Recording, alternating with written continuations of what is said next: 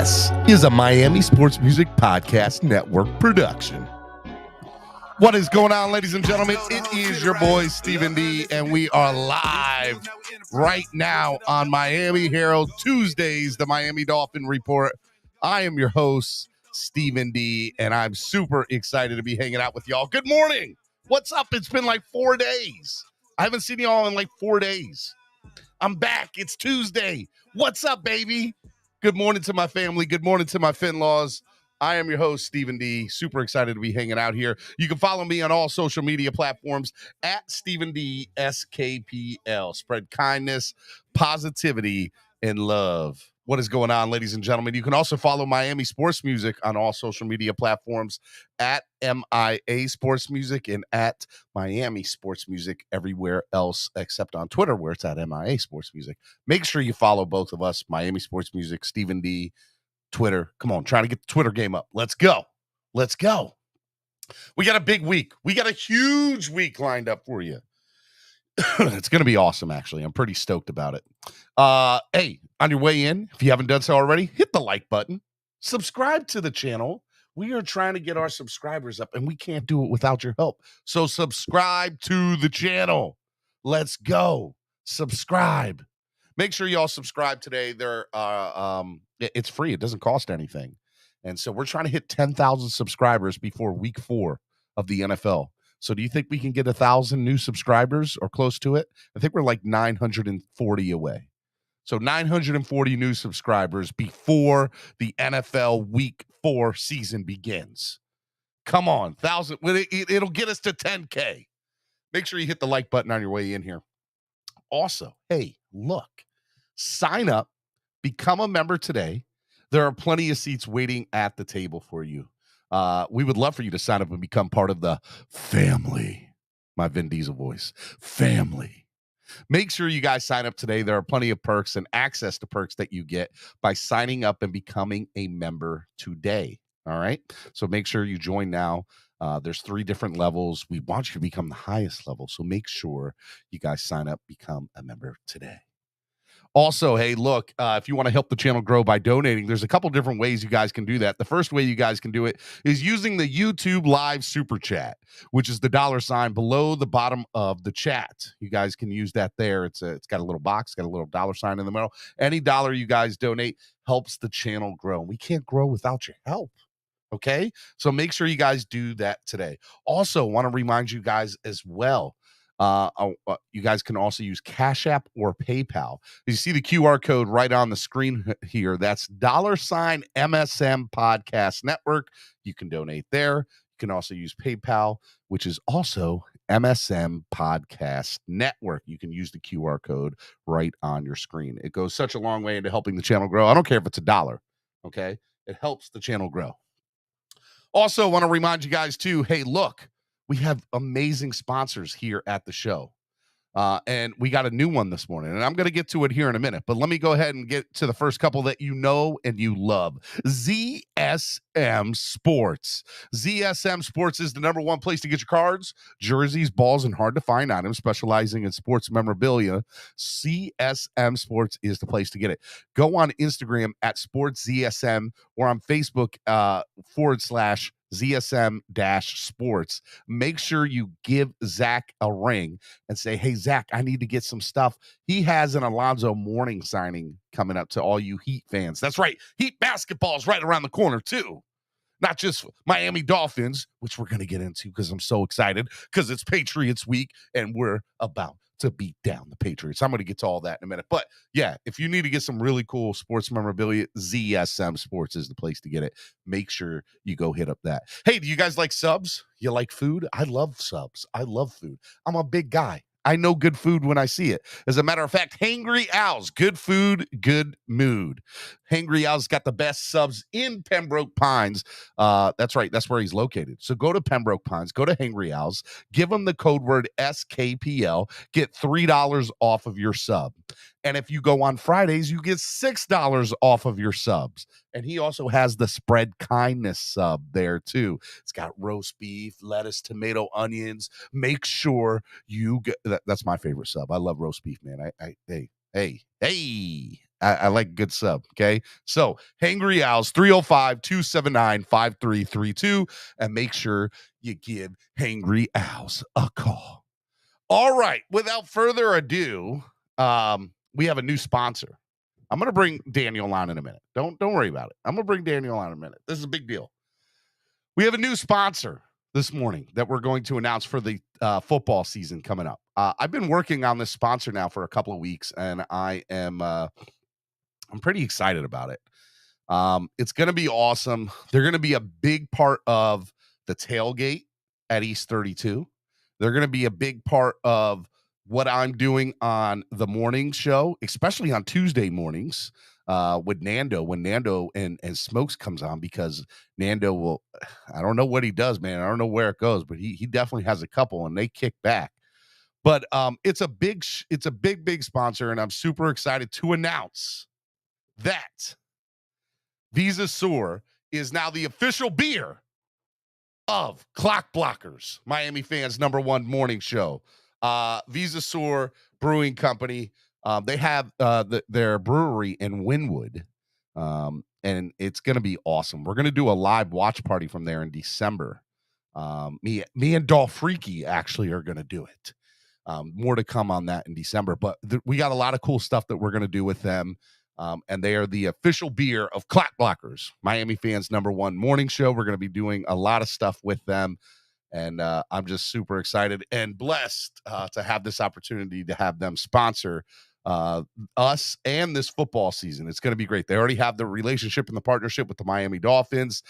They have an amazing new blonde ale, which is called Born and Raised, which you see, which is the Miami Dolphins beer can. It's awesome. It's good stuff. Okay. So I'm super excited about Visa Sour becoming a part of the family here at Miami Sports Music. They have a lot of cool stuff. Make sure you guys go check them out. Go check out their website. I feel like they have hundreds of brews, but one of the things that I love most about them, right, is they had the beer Born and Raised is a beer created for the fans by the fans. And that's our motto here at Miami Sports Music, a network made by the fan for the fans. So it was like a partnership that was made in heaven. Visa Sour Brewing Company and Miami Sports Music Podcast Network as one. It's a beautiful thing. And I'm just so excited. Official beer of Clock Blockers. God, I can't say too much more about them because they're just amazing. So make sure you go to their website, check them out, see all the brews that they have. If you live in South Florida, you got to go to Wynwood. Tell them that Miami Sports Music and Clock Blockers sent you there. It's going to be awesome. Okay? Make sure y'all do that. It's good stuff. All right. And without, the title sponsor of the show, Tailgater. If you guys want to go hang out at the best tailgate where we're going to have Visa Sour, we're going to have the beer there. It's going to be awesome. Make sure you guys go to Tailgater, download the app today, download the app on your current Apple or Android device, Tailgater, Tailgeeter. Make sure you download the app, type in East 32 Dolphins Tailgate, and then search and let them know, hey, buy your tickets to the #1 tailgate in South Florida. Okay? So go to Tailgater today. Make sure you do that. It's good stuff. All right? So super excited about that. Now, without further ado, because I went through a long time, we have the rundown today. Today is the final segment, final episode, Miami Herald Tuesdays with Daniel Oyefusi. It's bittersweet, but we're gonna enjoy the last regular. It's not the last time he's gonna be on the show. This is just the last regular Tuesday show with us, which is fine. And I'm not crying at all. I'm not doing it. I'm not gonna do it. Daniel's not gonna make me cry. And then after that, at 10 o'clock, we're going to introduce Hot Take Tuesdays, which is what is going to be regularly on Tuesdays now, with Nicky Smokes from The Smoke Show and Nando Talk. It's going to be awesome. Okay? All right. Without further ado, the man, the myth, the legend, Mr. Daniel Oyefusi is in the building, ladies and gentlemen. What is going on?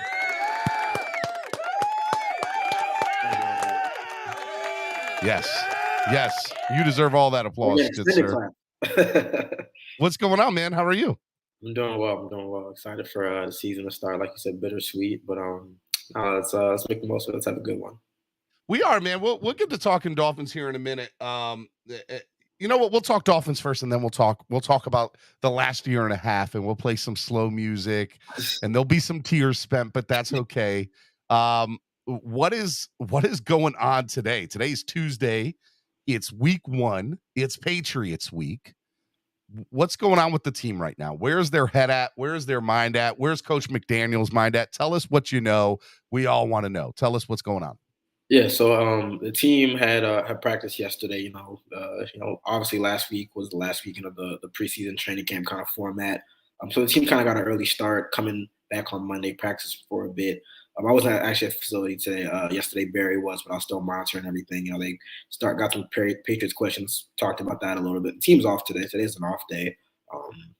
They're kind of recharging, resting up, and then they'll really be back at it tomorrow. Wednesday is when, that's like the first real, preparation day. Tua will talk, McDaniel will talk, a lot of the big players will talk. And then we just, really get the ball rolling. But today's an off day for the team. I'm sure some guys will be in there, watching film and, working out and stuff like that. But no practice, no scheduled guys speaking today. So on an off day during the season, a lot of the guys are repairing their bodies or getting their bodies recovered from the week's prior game. We don't have to do that week 1 because there was no game last week. And this is a little bit odd week because normally in past years in the NFL, you would have the last preseason game and go straight into the regular season. They've had an off week in between here. Is that usually a good thing or a bad? What is your take on this of having the off week before you jump right into the NFL season? Yeah, well, it depends on your perspective, and that's kind of what we talked to Mike McDaniel about, in the lead up to the third preseason game. He was like, we have to weigh that because this is only the second year that they have done that. So it's like, do you play your guys a little bit, make sure they're not too rusty heading into week 1, or do you just kind of play it safe and not play anybody? McDaniel decided to, let his starters out there for a couple series and make sure that they were ready. So I think that they're in a good spot. I think that, the extra week off helps guys like Jalen Waddle and Xavier Howard and Nicky and some of these guys who are kind of nursing some nicks and bruises. But I think that they handled the preseason pretty well, as well as you could in terms of making sure that guys like got some run in those preseason games, but also making sure that you kept your star players healthy. Do you think that Jalen Waddle would have not have played week 1 if the NFL season started last week? Well, Mike McDaniel said that Jalen Waddle would have played. If they had a game last week. He said he was probably ready to play in the last preseason game, but they're just being very, very cautious with him. It was a good sign that we've seen him. I mean, we've seen him out. Like, he's been dressed and doing stretches. I think last week or 2 weeks ago, it was really just like stretching and then keeping him out of individual drills. Last time I was there last week, Thursday, I believe. He was in individual drills. He was there yesterday. Looks like he's practicing. The first practice, the first injury report comes out Wednesday. So that's when we'll get a real feel of how, first of all, the actual injury, because we just know it's like a leg injury, but we don't know exactly what it is. So Wednesday we'll figure out what it is and, how much it's limiting him, if at all. One of the things that I'm very interested or intrigued to see, especially as we get the season going, is kind of that secondary. They decided to put Byron Jones on the PUP list. And obviously Noah Igbenogany made the squad, which you and I, talked about extensively over the last several weeks. How much playing time do you see Noah getting the first 4 weeks, or especially this coming up Sunday? And who do you see also taking a big step in playing time? Because there's a couple of, new guys that are in that secondary that'll be interesting to see. Yeah, it's going to be really interesting. I wrote a story last week kind of outlining the various options they could take, whether that's keeping Needham on the outside, putting somebody in the slot.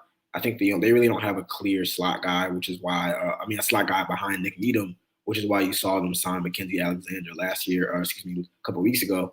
But obviously he got hurt and he was released. I think if I had to guess, I truly believe McDaniel said it's going to be based on matchups. The Patriots really, I'm not going to lie. Scouted the Patriots very in depth. I'm not sure who's going to be in the slot. I know Devontae Parker is going to be on the outside probably most of the time, if not, all the time. But I think we'll probably see a guy like Keon Cross and get some of that boundary, get some of those boundary snaps that we'll normally see Byron Jones get, and then they'll try to keep Needham in the slot. But some cases, Needham will have to go outside. I don't get the sense that they maybe want to like rotate cornerbacks in there. I think that it was clear by probably the second preseason game that they kind of favored Crossan over Igbenogany at that outside cornerback spot. And I think that they'd probably lean on him. He has a bit more experience, even though he's still kind of inexperienced. He's mostly been a special teams guy. But I mean, I wouldn't be surprised if we do end up seeing Noah in there just because, this is a cornerback group that's been kind of decimated by injury. They're trying to figure things out. It wouldn't surprise me to see, Crossan, Igbenogany, or even Kohu at some point week one. One of the other big things that was very surprising to me when the 53-man list came out was seeing 5 wide receivers, 5 tight ends, in 5 running backs in the running back room. That also includes Alec Ingold, obviously. We did extensive, hey, what do we think the 53? Neither one of us had 5 wide receivers, and neither one of us. I did. I said I wouldn't be surprised. I did. Run the tape. We got to run the tape from last week. I said don't be surprised to see them keep 5 because I was like, Braylon Sanders, you can get him back on the practice squad. Lim Bowden, he's not going to make the team. Reverend Craycraft, you can get him back. They got him back on the practice. I said 5. No, I was surprised about the 5 tight ends, and I did say I'd be very surprised if they kept 4 running backs. So for them to keep Ahmed and Gaskin, that definitely was a surprise, especially when Tanner Connor. Yeah, I mean, it's a surprise, but not as much of a surprise. Like he looked very, very. I mean, he had like a 4-day stretch where he was just lighting it up, and he even looked good in the first preseason game. So I mean, if he had not gotten hurt and he had continued to produce like that, which he probably would have, I think that by last week would have been like, oh, it wouldn't have been a surprise for them to keep him. But just because he got hurt and he was kind of out of our minds, we're like, oh, like they kept that guy. I mean, he looked very, very good, and I mean, he's a former wide receiver that has some speed on him, so they like what they have there. I thought that he was probably going to end up on injured reserve, but they think that he's going to come back sometime this season, and maybe he contributes in a deep tight end room. One of the things that I also find interesting of having a 5 tight end room and 5 wide receiver room is maybe the writing is also on the wall that they see that Gesicki's just not going to do as well from the tight end position or with his hand in the ground on certain plays. And it behooves them or benefits them for him to be standing up, maybe playing at a slot position. So I don't know if it's out of the wood or if it's out of the theory of possibility that Gesicki still gets to play snaps standing up. What is your thoughts on that? Yeah, man, I wrote about that as well last week, like the various personnel groupings that they can do. And there's been a lot of talk about Gesicki and how he fits, how he doesn't fit, and whatnot. And I've said it before, I'll say it again. I'm of the mindset that if you're a football coach, if you're if you're a proclaimed expert, genius, whiz kid, like you make it work. And I think that they will try to make it work. I keep on saying like just make him a glorified slot receiver like he's been before. Obviously, you have Cedric Wilson, so there's a little bit of overlap, but you can make it work where you have 2 tight end formations, but you get Gesicki out wide or in the slot, and you have Hunter Long or Durham Smythe in line and doing the block and stuff. I mean, you can make it work like this. Mm-hmm. It's not impossible. Like, come on, he's not a good blocker, but don't make him a blocker. Then make him something that he is, and highlight his skill set. I don't know if keeping Tanner Connor had anything to do exactly with Gesicki. I think that they were being forthright when they said we want to keep the 53 best players. And through the first month of training camp, Tanner Connor produced like one of the 53 best players on the team. So I think it was more so about that than maybe what they can or can't do with Gesicki, because they still have Ethan Carter who can do some of the fullback, H-back, tight end stuff. I think they just really liked what they had in Tanner Connor, and they didn't want to let him go.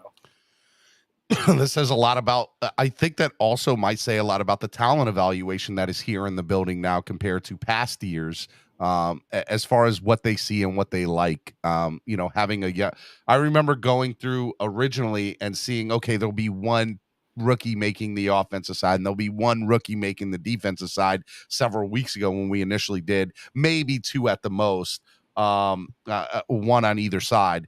And so seeing a guy like Kadir Kahu make the team, to go back to the secondary a little bit, how do you see Kadir making an impact on this roster in the first 4 weeks.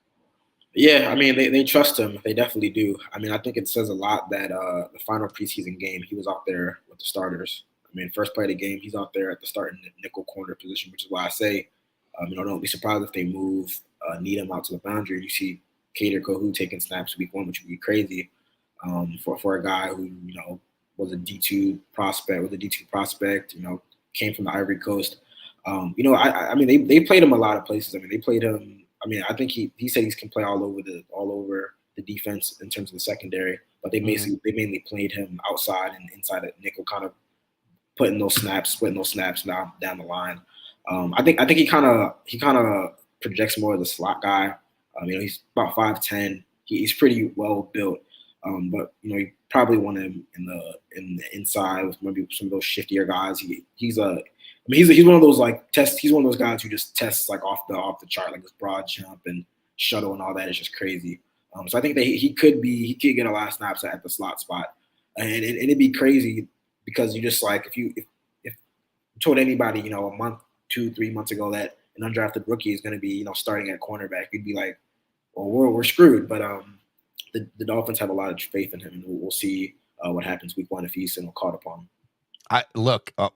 I'll say what I said when the 53 came out. I like the guys that they currently have in place. There were a couple that there were only 2 people that I questioned, and that was obviously Igbenogany, and then the other one was keeping 5 tight ends and Tanner Connor. But I could see why they liked him. I understood that he had such a great preseason. And we've already kind of talked about it. So let me go on to another thing that I find very interesting, the running back room. We kept 5 running backs as well. One of them being Salvin Ahmed. And Ahmed had a very good preseason, but I didn't know at the beginning of the preseason that he would make the team. I thought he would be one of the odd men out. And so the fact that him and Miles had a good preseason too. Who do you think is going to get a bulk of the carries this year? Because I believe this is a running back by committee. You have an RB1 and RB2 on depth chart, but what do you see the running back room like this year? Yeah, I mean, I think that there's clear roles. I think that Edmonds will probably be, the quote unquote lead back. But I just wrote in a season predictions that I put out. I don't think the Dolphins are going to have a 1,000-yard rusher, just the way that the carries are going to be divvied up. You have a lot of overlap, especially in Edmonds, Gaskin, and Ahmed in terms of kind of smaller guys who are shifty and can catch the ball out of the backfield as well. Mahoster is a bit of a bigger back and has the speed to him. But I think that I can't really say matchup wise they're going to give this guy carries in this game over this guy because they just have they have a lot of overlap, and McDaniel even said we have a lot of overlap. I think that we'll see I think that the thing that helped Gaskin and Ahmed is not only that they had really good strong preseasons, but they also were willing and able to play special teams. In terms of game day, I don't think they're going to keep all 4 of those guys active. I think one of those guys will probably be inactive, and it might just kind of depend on how they're feeling on a week-to-week basis. But I think there's a clear 1-2 in terms of Edmonds, Mostert. I think Edmonds is going to get a lot of catches out of the backfield. In his only series, he had 2 catches that moved the chains. And I think that's just a glimpse of what we're going to see a lot this year. If Tues not throwing it to Waddle or Hill, I think he's going to be finding Edmonds out of the backfield as his outlet. Definitely 1-2 is going to be Edmonds and Mostert, but you can never say. If you look back at the past years with San Francisco when Mike McDaniel was there, they never had a 1,000-yard rusher. They got close a couple times even last year. Elijah Mitchell came close to it, but a lot of times they really rationed out the carries. Sometimes guys got hurt. They went with the hot hand. So it could be anybody on a week-to-week basis, honestly. What about as far as Myles Gaskins, who's been the RB1 here for the last couple of years? How comfortable do you think he is in this Mike McDaniel offense? Because this is a totally different offense than what he's been used and accustomed to over the last 2 years, over the last 3 offensive coordinators that have been here.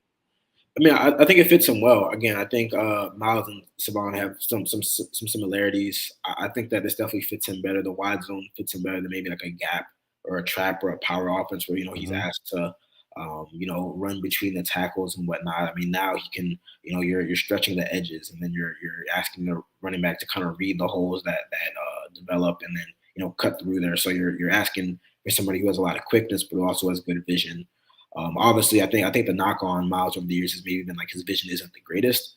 But I think that when you're kind of manufacturing those running lanes, and you have a guy with his quickness, I think that it could aid him. I think that we saw that in the preseason. I mean, he had some really good runs, so I think it's going to fit him well.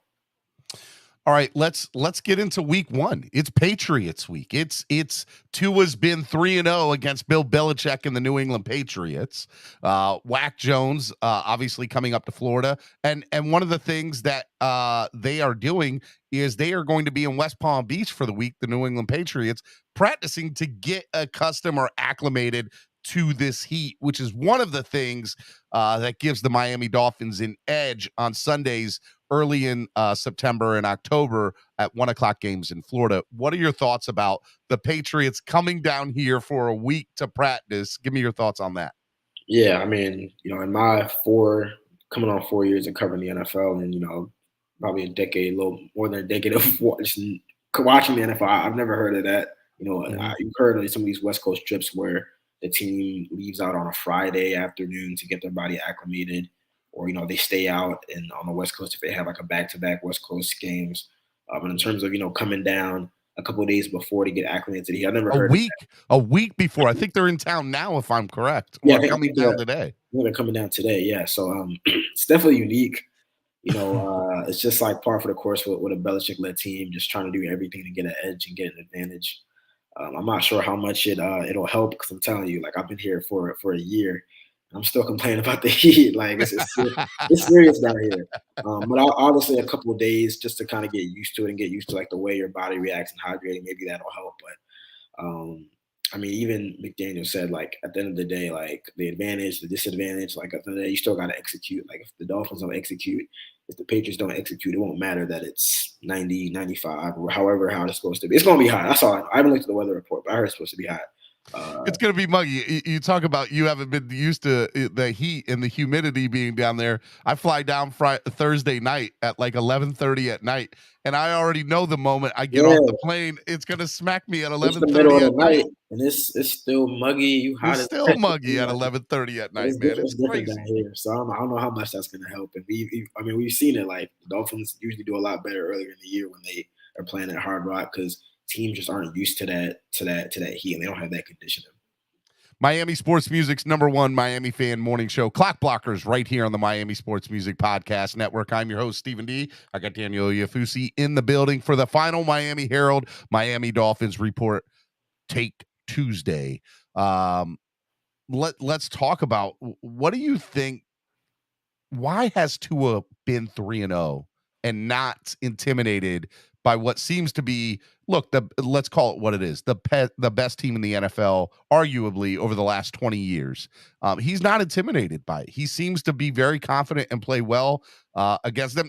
Look, I'm not saying he's sitting here playing great, but he's not intimidated by them in any way, shape, or form. And I would say the Dolphins feel like they have their number. And I'll be honest with you, I think they're going to smack them out the water on Sunday. I think it's going to be a blowout, Miami. But I feel like that because I'm not very high on New England. I don't think New England has a lot of, they are not the New England of the last 20 years. That's for sure. Right. Yeah. And I think that Miami's made enough offseason moves, and we have, and the little bit that we saw of the first 3 drives in the final preseason game, and what we saw the offense look like as far as when Skyler was in, how that playbook opened, we're going to see all that with Tua. And I think that's what's going to happen on Sunday. What are your thoughts about the game on Sunday? Yeah, well, I'll start with Tua. The 3-0. I know it's something that Dolphins fans love to point out on Twitter. I think it's one of those cases where it's like the quarterback might get all the credit for the wins. Like, they get stuck with the win and loss records, but there's a different story between every game. Excuse me. So obviously he's played pretty well against the Patriots. But I think that, like you said, like, the Dolphins just really do have matched up well over the past couple of years with the Patriots. I thought that, his 2 games against the Patriots, I thought he played, like, a good enough to win. Obviously the first game of the year last year, he throws kind of a boneheaded interception that almost cost him the game. And I thought that outside of that, he was a very game manager-like performance. I mean, it wasn't great They struggled to move the ball outside of the first possessions of the two halves. But he did it well enough. And then obviously you come back into the final game of the season last year, the second time they met. Tua makes some plays down the end of the game to win that game. But again, Sammy Guevon touchdown, the end of the game, just letting everybody know. Yeah, sorry, go ahead. Yeah, but again, it kind of goes back to, I think that also that he in those matchups and kind of over the course of his career, he's been complimented by a very, very good defense. Yeah, when Xavier Howard spots you 7 points at the beginning of the game, like you're kind of playing a little bit differently. But again, I think that Tua has played a lot better than most young quarterbacks. I mean, he doesn't get intimidated by them, and much you can at least admit, Yeah, I mean, there's a crazy record for Belichick for playing like first and second year quarterbacks and rookie quarterbacks, and how he just usually eats them alive, and that isn't necessarily the case with Tua. But going into this matchup now, I mean, I honestly agree with you. Like I think the Dolphins are going to win this game. It would not surprise me if they blow them out. I think that the talent disparity. Real quick, it's funny. I'll say this: it's funny to hear the perception of the Dolphins from like New England media and people in New England. Because like I do kind of keep tabs on that. I follow some people, and it's funny to kind of hear the tabs where they're like, "Yeah, the Dolphins do have the talent, but Tua, like I don't really have faith in Tua." And I kind of like retort, as a third party viewer, like, but the Patriots have Mac Jones. Like I don't know where this there's this like feeling of like, oh well, I got the better quarterback by and large. He made a Pro Bowl. I mean, and so New England media thinks that he was like fifth ballot on the I get you. I'm not supporting the theory. I'm just telling you why the Boston media is making that point. Well, if that's the point, that's a terrible point. But again, like the talent disparity. I mean, just look at Tua and Mac Jones. Like I don't care which side you're on. Take Tua or Mac Jones. The other is not that much better. One is not that much better than the other. Like I mean, it's just Tua is that much better than Wack. But I'm biased. I mean, he hasn't shown it yet. I'll say that. But then when you just look at the talent disparity, I mean, the Dolphins kind of take the Patriots in almost all categories, like the major skill, like the major positions. Whether it's wide receiver, cornerback. Obviously, there's some questions about the offensive line. The Patriots have a good offensive line, but just the talent disparity in terms of like high-end talent. In the ways that the Dolphins can potentially exploit the Patriots, like I just don't see it. Like I would not be surprised if it's a blowout. I'm very confident that the Dolphins will win this game. Obviously, Tyreek Hill and guys have said, Bill Belichick will always have a plan, under his sleeve. He'll have something ready to go. But again, I mean, I've watched the matchups the past year plus. Dolphins just match up very, very well, especially on defense. Like I don't see where, even if the offense kind of sputters out the gate, which I really don't think it will. I mean, I think that we're going to see. I do think that we're going to see like a really good performance from that offense in week one. I don't think that. I do have some questions about the running game. Hot take, Daniel. I'm calling it right now. Hot take. Starting it early. Okay. Tua's throwing 300 yards and 3+ touchdowns on Sunday. Just calling it. I mean, honestly, I can see it because I don't think that they're going to run as well as they want to early on this season. Mm-hmm. I think that I think Tua is going to throw a lot more than people think. I mean, they think he's going to be a game manager. He's going to throw 20 to 25 times a game. Like, I don't think so. I mean, there'll be a lot of yak. There'll be a lot of yards after the catch. Don't get it twisted. Yeah, but it's still going to come up on the stat sheet: 300 yards, 3+ touchdowns. Like I'm. Very confident that happens. It all counts the same, but I mean, the best players on that team on offense are the wide receivers. I mean, they're not going to run it 40 times a game and then just not pass the ball to their top playmakers. Mm-hmm. So in terms of that, I think the offense is going to look really good in week one. I think the defense, obviously, that's the major question. I mean, I think that the defense looked good. Jalen Phillips is going to eat, my guy. He's going to eat. Jalen Phillips and Javon Holland. I'm telling you, there'll be 2 to 4 turnovers is what I'm very confident in on Sunday with Jalen Phillips. Like every time I saw Jalen this preseason, he looks different than he did last season. He was Daniel. He was getting pressure, and he looks different. There's something different about that kid, and that kid's got an animal in him. He's an animal, and I'm just Jalen Phillips excites me. Yeah, man. excites They me. they got some young guys there that could really, really, make this a special group. And that's the one unknown. I think that with the cornerback questions, I don't think that maybe this week one matchup is one where the big Patriots can really exploit that the way like some other teams down the line can. Um, but if the defense plays like if they keep up to the standard that we expect them to be, I mean, I think it's going to be hard for the Patriots to move the ball like consistently, for 4 quarters. So again, I feel very confident in saying I think the Dolphins are going to win this game. I mean, it would not surprise me at all if it's a blowout, just because I think that the talent disparity, the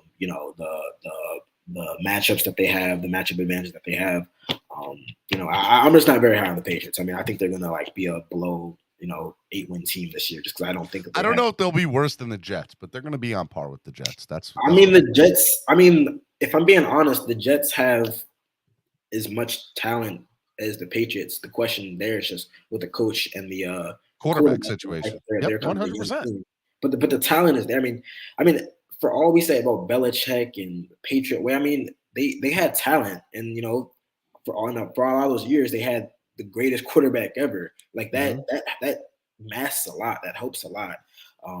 So you're seeing these AFC teams like they have more talent now. Like we again, if this was not a Bill Belichick led team, I don't think that we'd be saying like, oh, this team can still make the playoffs and they'll be fine. Yeah. Like, no, if this was if If the Belichick wasn't there, this would be considered one of the worst teams in the AFC. yes, Hands I mean, down. yeah, Hands down. exactly. If his name was John Doe and he was coaching the Patriots, we'd say this team doesn't have talent. I don't know how they're going to match up with the team in the AFC, but because Yep. it's Belichick, we say, oh, they're going to make it work. They always make it work. I mean, they have a first time play caller who is normally a defensive coach and has never called offensive plays in the NFL. Like, Yep. I mean, this is literally the same scenario that we had last year with the Dolphins, where you have a second-year quarterback, you don't know who the offensive play caller is, and they don't have a lot of talent at wide receiver. I mean, again, if this was not a Bill Belichick-led team, if they didn't have the Patriots brand, we're not saying stuff that you're hearing from people. So I'm just not very high on the Patriots, and I think that the Dolphins have just way more talent than them, and we'll see that. But I could be wrong. I've been wrong a lot of times, but I don't know if I felt more strongly about a Week 1 game than I feel about this Week 1 game. I'm very look, I don't get overly confident very easily. I'm a Dolphins fan. I can admit that. It's a network made by a fan for the fans, the Miami Sports Music Podcast Network. I understand what I am. But I also think that I'm very I think my point of view of how I look at a team, I try to look at it objectively. I try to look at it from, okay, let's take the fan out of here. Let me look at it from, a perspective of what would a regular fan that's not a Miami Dolphins fan think of this team currently. And I think that the Dolphins just have way more talent, like exceedingly more talent on the field than the New England Patriots have this year. And it's not, and I also think that it's starting to come together. I'd like to think, my hope is that it is. And what I saw in preseason, it is that it's starting to come together. It's starting to gel. I still question the offensive line. I'm still, like, what is that going to look like? Teron Armstead, we haven't seen what he's going to be with this. He's going to he's going to play from nothing to all of a sudden 60 snaps in a game. That's I mean, you he's know, a vet. He's a vet. I mean, we I didn't see get it, but he we also didn't, we hasn't didn't played a full see season either, Daniel. That's And true. That's true. so That's the worry about the offensive line. If you have one or two injuries, you're kind of back to last year's group. And Teron Armstead, you never wish injury on anybody, but the history says that he hasn't played a full season in his career. So that's the worry you have about him. But if you can get 12 games out of him, 12, 13 games out of him, it was a um, win. It's a that, win. that's better. That's better than what you had Yeah. last year. 100%. 100%. I agree with that. Now the goal is that he plays the full year and he's healthy, and we don't even have to have that conversation. And we'll see. We'll see throughout the season a lot. I can already tell. Already just the way they handled him and a lot of the vets in the summer. We'll see a lot of Thursday vet days, Wednesday vet days, and we'll be like, "What's going on with them?" And we'll be like, "Don't worry, it's a vet day. They're just getting them ready for. Just keeping them ready for Sunday." We didn't see that a lot with Flo, partly because it was a young team, but we're gonna see that with a lot of guys. We'll see that with Melvin Ingram. We'll see that with X. They're not gonna have these guys running around on Wednesdays and Thursdays that don't matter. They're just going to keep them fresh. So I have a feeling we'll see a lot of the vet maintenance during the season too. It's very interesting that you say that, because I had thought that, I haven't said it out loud, but I have thought that this year that I believe that we're going to see a big injury list every week. Like when the injury list comes out on Thursdays, we're going to have a lot of names up there each and every week, but I don't think that's going to stop a majority of these guys, if not all of them, from playing on a week in, week out basis. But I can totally see, Jalen Waddle being up there, and Tyreek maybe being up there, and Raheem Moser, and like I just see a lot of the injury, like saying limited in practice or held out of Maybe practice. A lot of limited, a lot of Friday questionable to play, and then where everyone's gonna worry, and I'll be like, these guys are gonna play. Like, don't worry. Yeah, I agree. I was thinking that this week that's probably going to happen. All right, Miami Sports Music's #1 Miami fan morning show, Clock Blockers, right here on the Miami Sports Music Podcast Network. Everybody's in here saying that I'm not objective and that I am the definition of a homer. That's fine. I believe that I am. I believe that I try to give it my best and fair shot at being objective, and I'll be the first one to admit, hey, look, this is a homer take. I personally believe that the Dolphins scoring 40 points is not a homer take. I feel if 40 is a lot, man. I don't even remember the last time the Dolphins scored 40 points. They barely. I can tell you when. The Philadelphia Eagles preseason game 3, sir, 48 points, just to let you know. That's the last time they did it. They did it less than 14 days ago, sir. They were playing against the second. They were playing against the 4th stringers. That's fine. I don't care. But look, I mean, I get it. But again, let me ask you something, Daniel. If they come out and put up a 40 burger, which I personally believe they will, 40 burgers for everybody. You get a 40 burger. You get a 40 burger. Are you going to believe that this team is for real? Like, is that, or do you need to see this team against Baltimore and then say, okay, now we're something? I mean, I think that it would be. I think that it would still kind of resonate because it's like, all right, what still is the Patriots? Again, they still are led. Again, I know I just said, oh, if this wasn't a Bill Belichick-led team, nobody would think anything of them. But again, that it still is a Bill Belichick-led team at the end of the day. It would kind of raise my eyes and be like, okay, I mean, if they can do that week 1 with all the eyes on them, I would still want to see it against, a more talented team. If they fouled up a 40 burger with a 30-point game against the Ravens, and you're like, okay, like this is something right here. Now there's now we could talk. Now the NFL's a little bit of a buzz. Yeah. Now they have because this is my take. I think Miami's going to put up a 40 burger on Sunday, but the narrative come Monday will be, oh, it's a Tom Brady list team. Bill Belichick's in the rebuild process. They are not going to give the Dolphins credit for this win. We can't have it both ways. You can't. I'm just telling you what's going to happen. I'm telling you what the narrative's going to be, and I believe that will be the case. And yeah, that's just how I feel about it. Like, but if we go out the next week, if you know the narrative ahead of time, you gotta get ahead of it so they can't. That's what I'm trying to say here, Daniel. That is what I'm trying to put out into the world here at the Miami Sports Music Podcast Network. The Dolphins are going to score 40 points on Sunday. We're going to blow out the New England Patriots, and it's going to be because we were the better team, not because it was a fluke. Not because the Patriots are horrible. It's because we should have beat the Patriots by that much because we are that much better than them. I think that's honestly, I don't think that's a homer take. I truly believe the Dolphins are one of the top, I'm going to say top 5 teams in the AFC. I believe that they are. Am I ready for them to beat the Bills yet? Let me see how these first 2 weeks go. But I do believe that talent-wise, roster-wise, top 5 team in the AFC, talent-wise. I can't go that far. And I think that sometimes when you're caught up in the hysteria, not hysteria, but the excitement of, what, maybe your own team is doing, sometimes you don't really like kind of look out and you're like, hey, there are some very, very good teams. I mean, I'm not going to go down the list, but there's some very, very good teams. There's some really good teams in the AFC.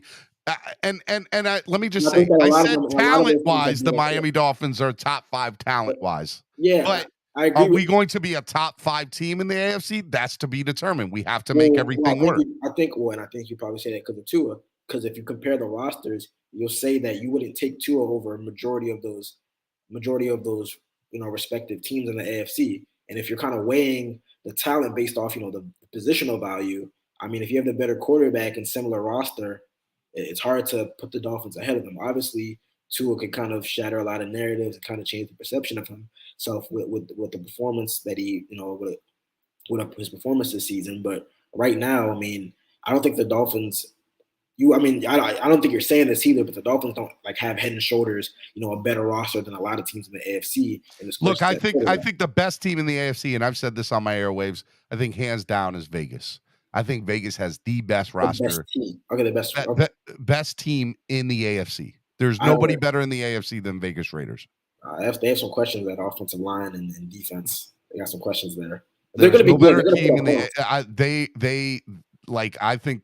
I think they're the best team in the AFC West. I don't see a better, I think it goes, I personally believe it's probably Vegas, Buffalo, and then there's a crapshoot at 3, 4, and 5. Yeah. I think those two clearly are the best two teams in the AFC. I mean, I think you'll generally see in the AFC that, there's, from 1 down to 10, honestly, 8, 9, 10.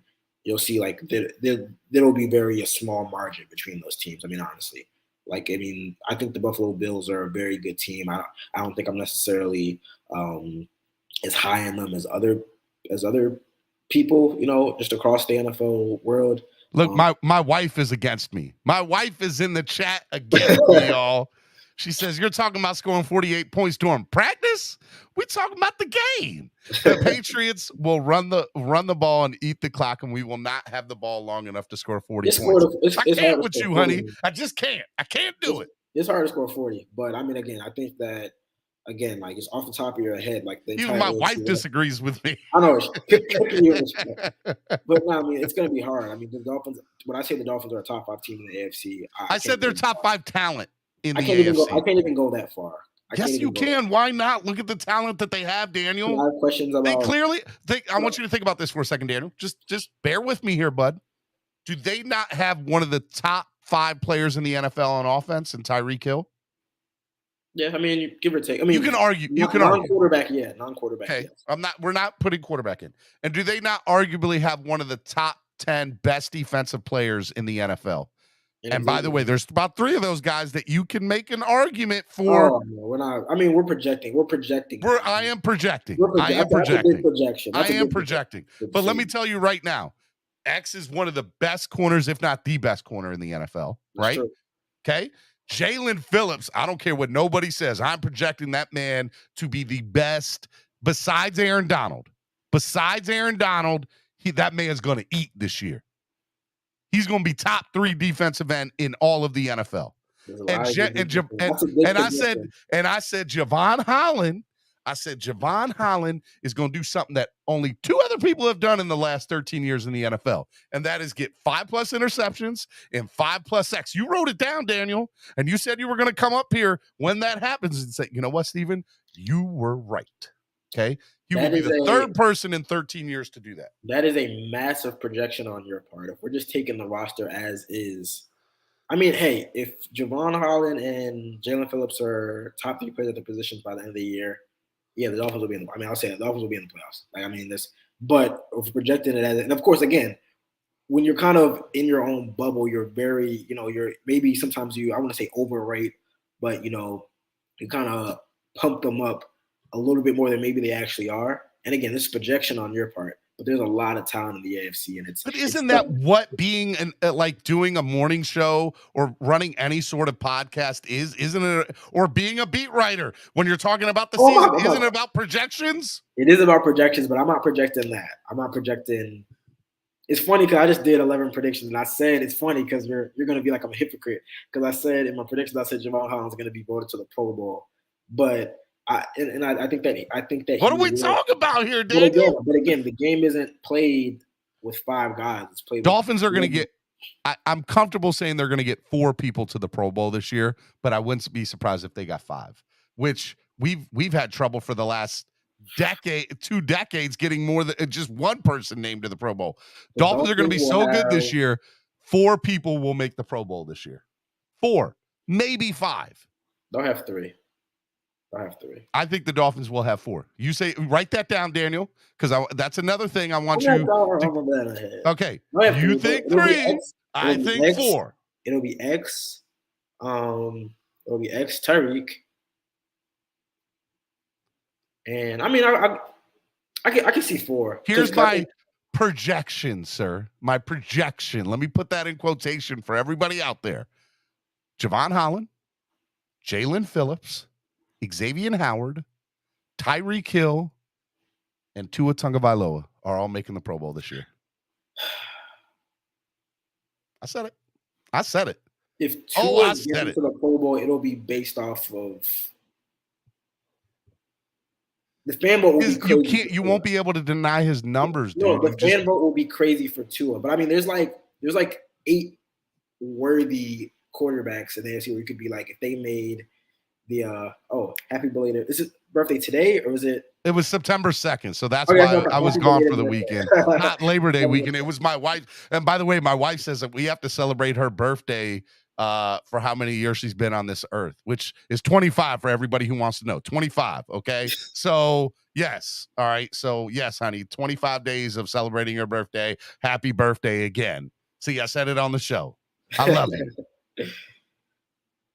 Happy wife, happy life. That's right. You got it, Daniel. But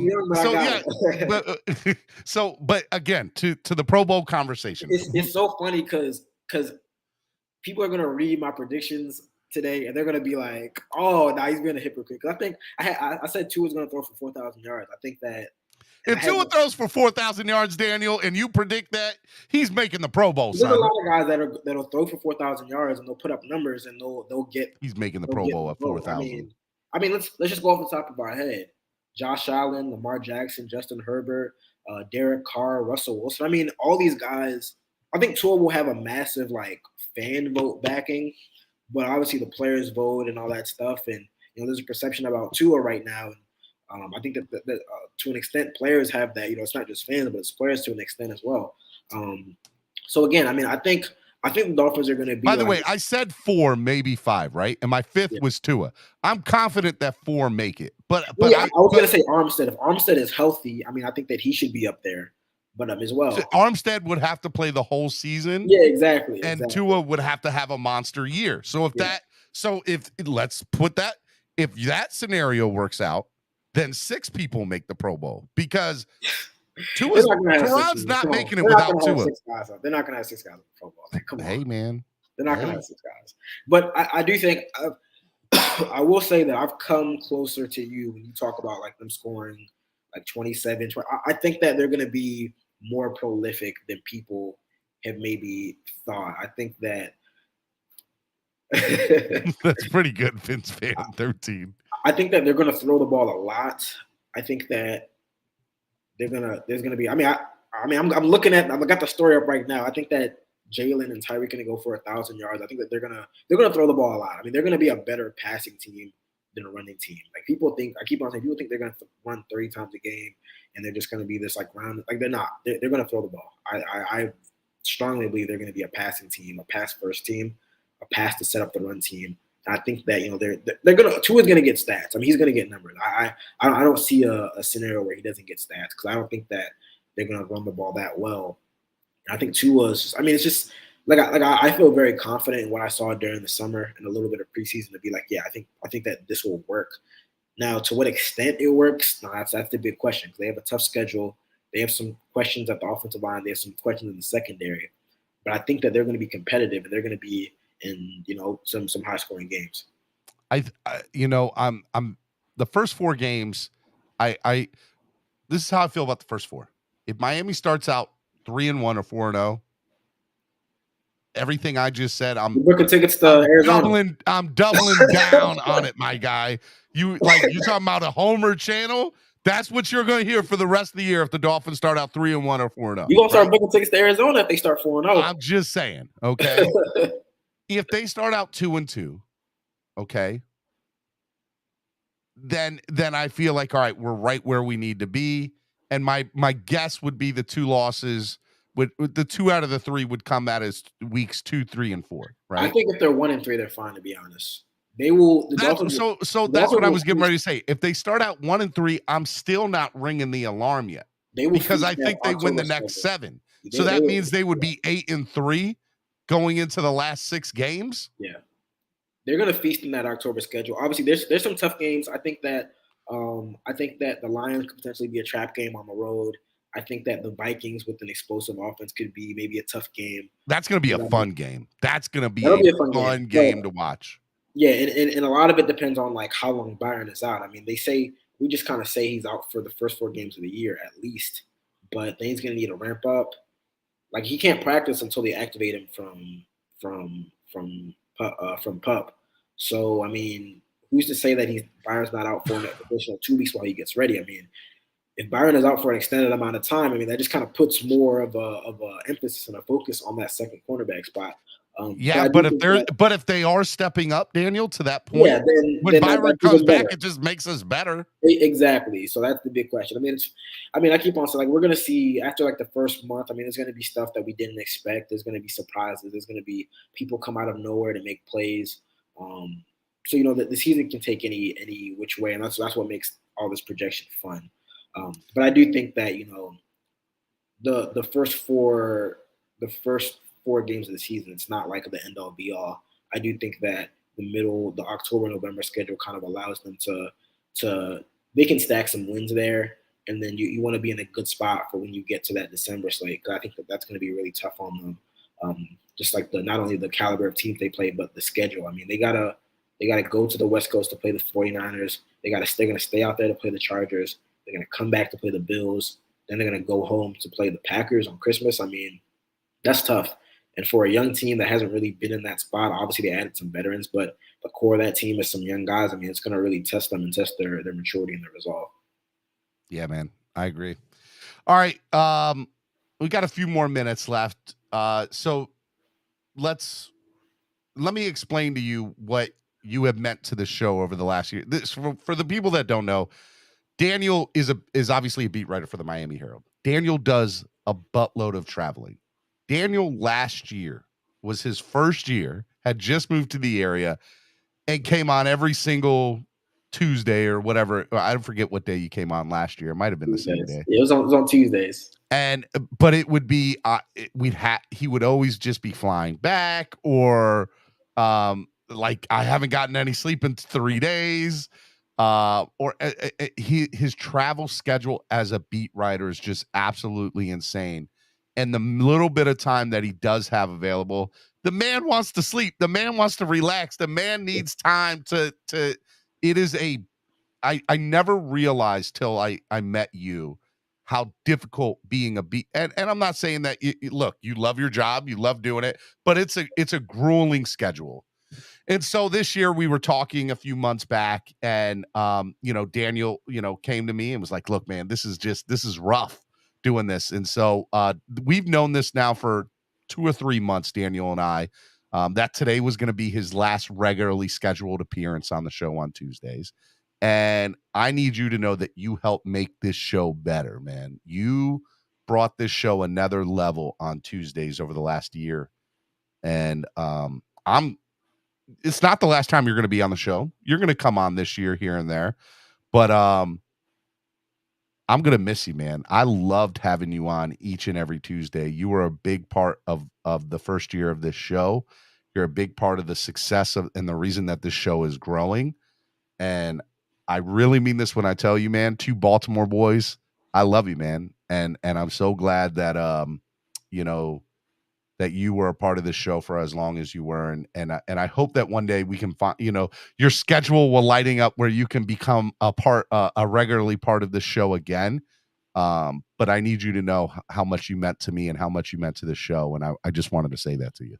No, I think I really appreciate that. It seems like it's crazy. It's like I was telling somebody yesterday, it's crazy how a year passes. I remember, I was in my apartment, around this time last year when you reached out, you're like, hey, I'm from your neck of the woods.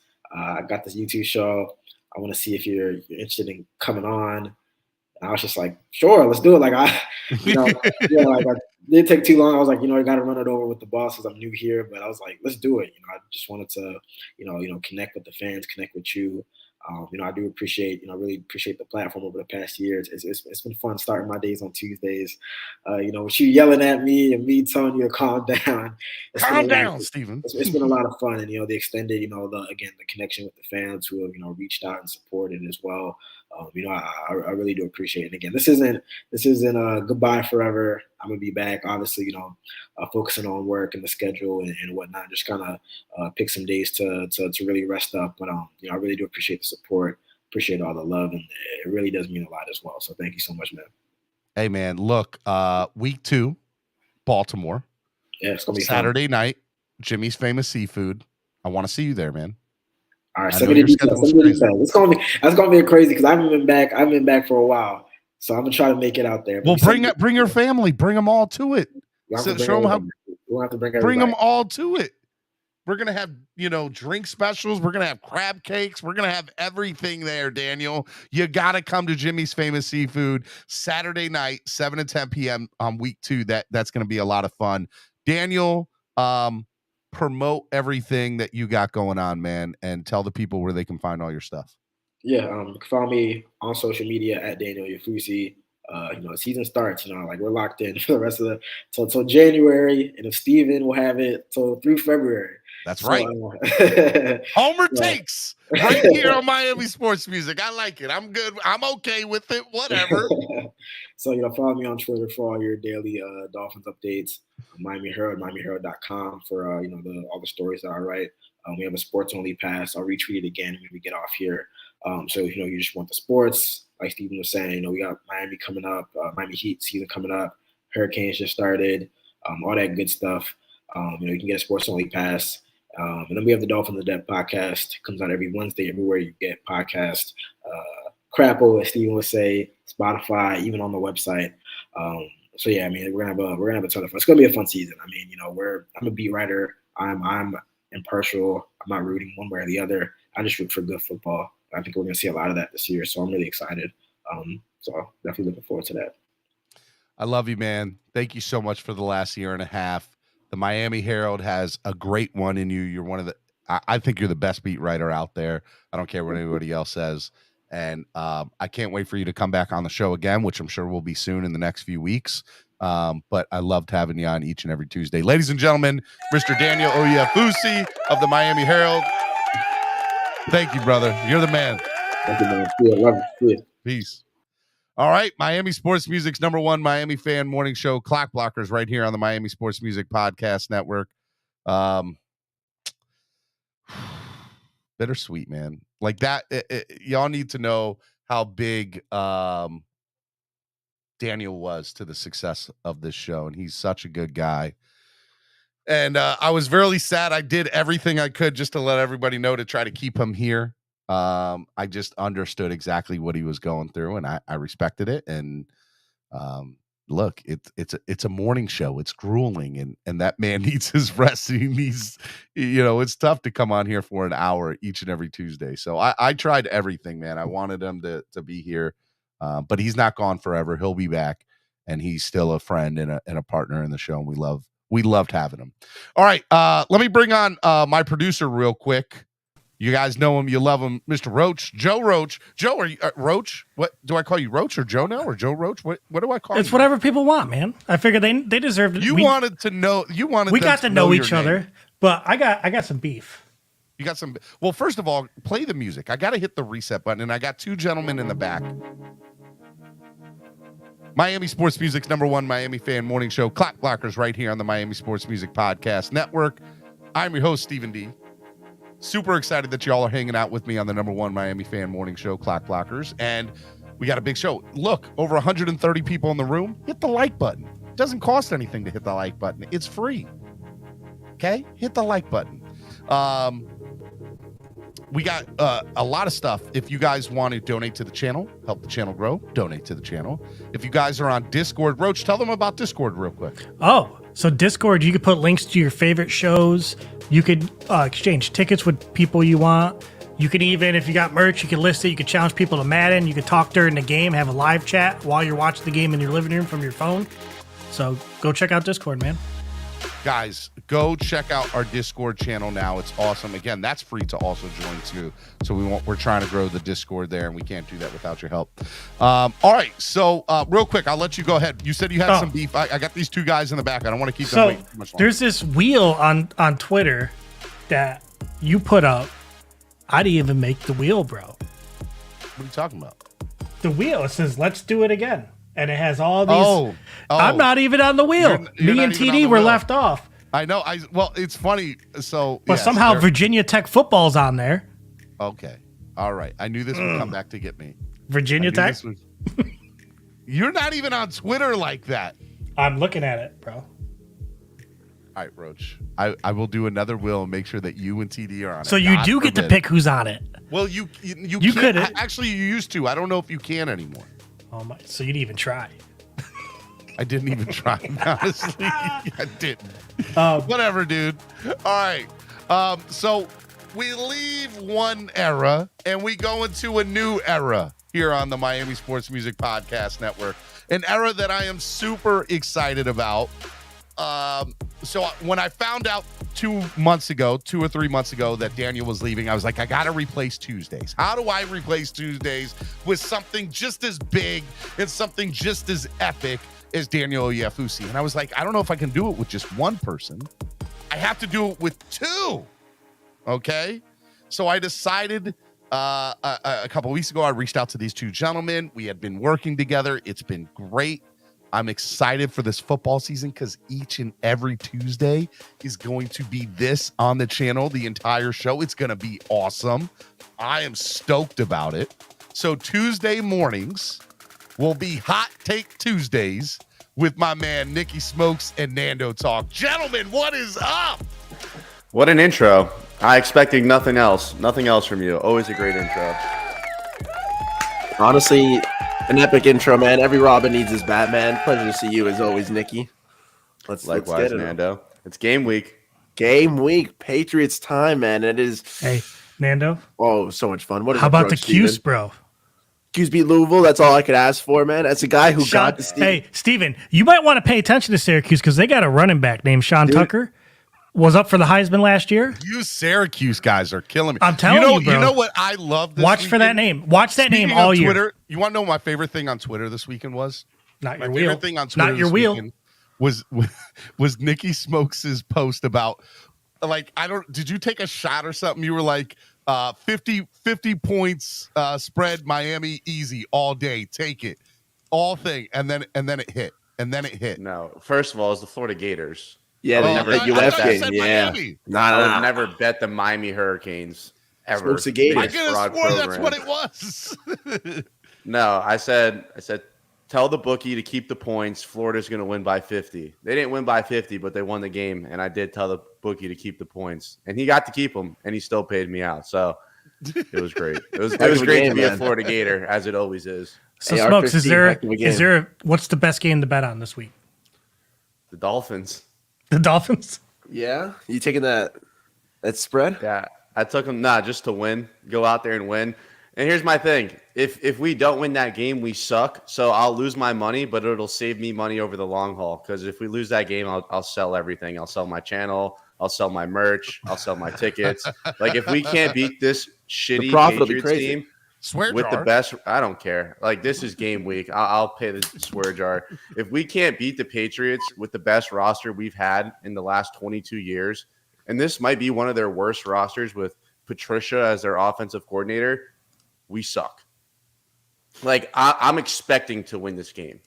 Like, that's my expectation for the Dolphins, to beat crappy teams, and the Patriots fall into that category. So my favorite bet is the Dolphins and then the Steelers +7. I want to tease something real quick because Smokes is up here and we're talking about picks. This Thursday and each and every Thursday, I just want to throw this out there. And Nicky, I'm going to need your picks because you're going to be going up against this person. I haven't even told you this yet behind closed doors. This is all news to Nicky. So we're going to do on Thursdays celebrity NFL weekend picks with Tamaris Spildova of HBO Max's F-Boy Island. She's a big Dolphins fan. She's very famous. She's a model. She's a philanthropist, and she was on the show on HBO Max. And she's she's pretty awesome. And so she's going to come in. What she wants to do is she's like, I want to compare my picks to people who actually do picks on a week-to-week basis to see if there's a difference. So each and every Thursday, she's going to come on for 30 minutes, Tamaris, and she's going to pick NFL weekend games. And she's going to go up against Nicky Smoke. She's going to go, we're going to try to get people's picks, like big name people around the league, and she's going to compare her picks to other people. So you're going to have to be on, because if you lose to her, Nicky, there's going to be a problem. Might lose on purpose. It's going to be awesome, man. I'm super excited about that. Dude, this show just is growing and getting bigger. And are you guys not? How do you even land that? How do you even land that? So because I'm kind of a big deal. I'm Stephen D. You didn't know that? No. So Cameron 954, who does East 32 Dolphins tailgate, that's his niece. No shit. So she will be coming on. Small world. I know. So she will be coming on Thursdays, and I'm excited about it. It's going to be awesome. It'll be good stuff. All right. So Nando talk. Nicky, since I guys have you here, did either one of you watch the U this weekend? Why would I watch the Miami Hurricanes? I wasn't going to turn on it. Like, that is the worst idea I've ever heard in my life. I mean, why would they I won watch that game? 70-13, I think it was. Nice. What they play? 12-year-olds? Doesn't matter. Bethune That's Cookman, what I'm saying, nice win, bro. Nice win against Bethune Cookman. Fire. Unfortunately, my schools are Syracuse and FIU, man. So I had to watch the FIU versus Bryant game on Thursday, which did go to OT, 2-point conversion for a winner. That's pretty fired. 38-36. And then Syracuse Louisville. So I don't really get to watch quality college football. Okay. I've got to stick with my mediocre teams, and then we're good to go, man. But it was fun watching Tues. Great college football, though. That App State UNC game was absolutely nuts. App State scored 40 points in the fourth quarter and still lost. Florida beat Utah. Outstanding. That LSU Florida State game was nuts. Crazy, right? Oh. If the Dolphins ever lost like that, I'd probably kill myself. Cry, dude. I was so I was heartbroken for the OT, like not getting to see college OT. If the Dolphins lost like that, I need a lot more than a 12-pack. I know that for sure. Well, here's the thing: like LSU never had a chance at winning that game. They were getting whooped all night, and then Florida State calls a pitch play and they fumble it on the 1-yard line, and they could have put the game away right there. Yep. LSU goes all the way down the field, 99 yards down the field, with like a minute and 20 left, and then the clock really should have ran out, but then the game should have been over. Yeah, the game should have been over. States that if your knee is in bounds, there's a 10-second runoff. But they Taylor, were like, baby. he made a first down. So, and when he came back, it should have been like, there's 2 seconds left on the play clock. They should have rewound the clock. Mm-hmm. They're like, nope, they get one chance. They didn't even say you get 2 seconds or 1 second. They're like, they will have one play. What? Yep. Yeah, and they had no timeouts. It made no sense. Yeah, it was wild. They would have got the spike off with 2 seconds. Spike? What are you going to spike it for? If you want to, then you probably just ran a play. So the rule in college football now is if you spike it, 3 seconds come off the clock. They couldn't do that. Really? Yes. They can't even do that. Dang. I said just go for it. That's wild. You cannot spike the ball with less than 3 seconds. I didn't know that. I did not know that. That's crazy. That was a crazy win. That was a good win for Florida State, though. Like they needed that over there. Oh, huge for their program. Yeah, get back some. It's good. It's good when like obviously I'm a Florida Gator, but it's good when all the Florida teams are good and look competitive because it just makes it so much better. Like, it's no fun when the Hurricanes are dead last in the ACC or Florida State can't even beat Jacksonville State. Like that sucks. Like there's nothing better than when all 3 big schools in Florida are doing good. I agree. That's what I want to see. I want to see, and then I want to beat them in a bowl game. That's what I want to do. It's really good when Syracuse is just tearing it up. Oh my God! Syracuse does nothing for. I was going to chime in FIU, man. I was like, when FIU can beat UM, that's no fun, man. I want the 3, I want the 3 big, like the 3 big power schools. I don't want to hear UCF having any relevance. Like I want UF, FSU, UM doing their thing. So when football is the most fun, it's when the recruits are staying down in South Florida too.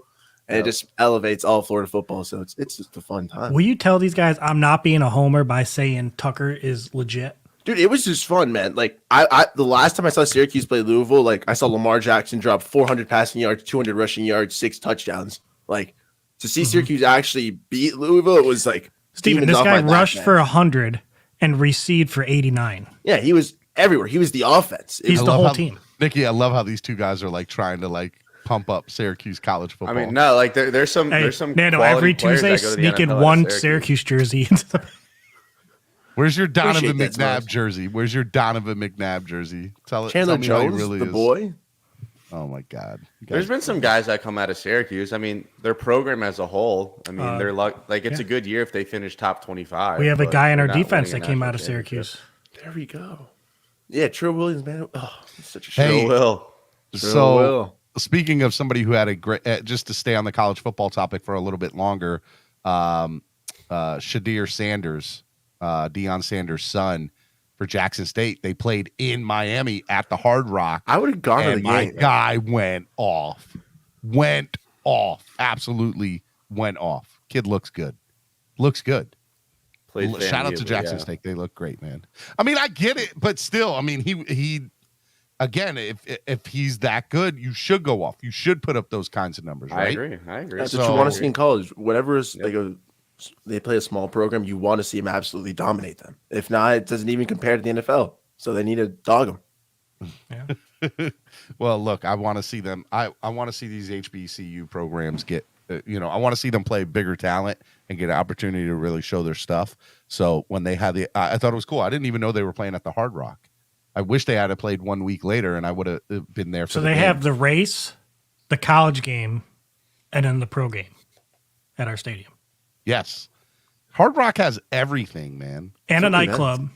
and a nightclub. Yep, they have everything at Hard Rock WrestleMania. Stadium. Are you guys not stoked? Who here is so? With the exception of Roach, who here is going to the game on Sunday? Raise your hand.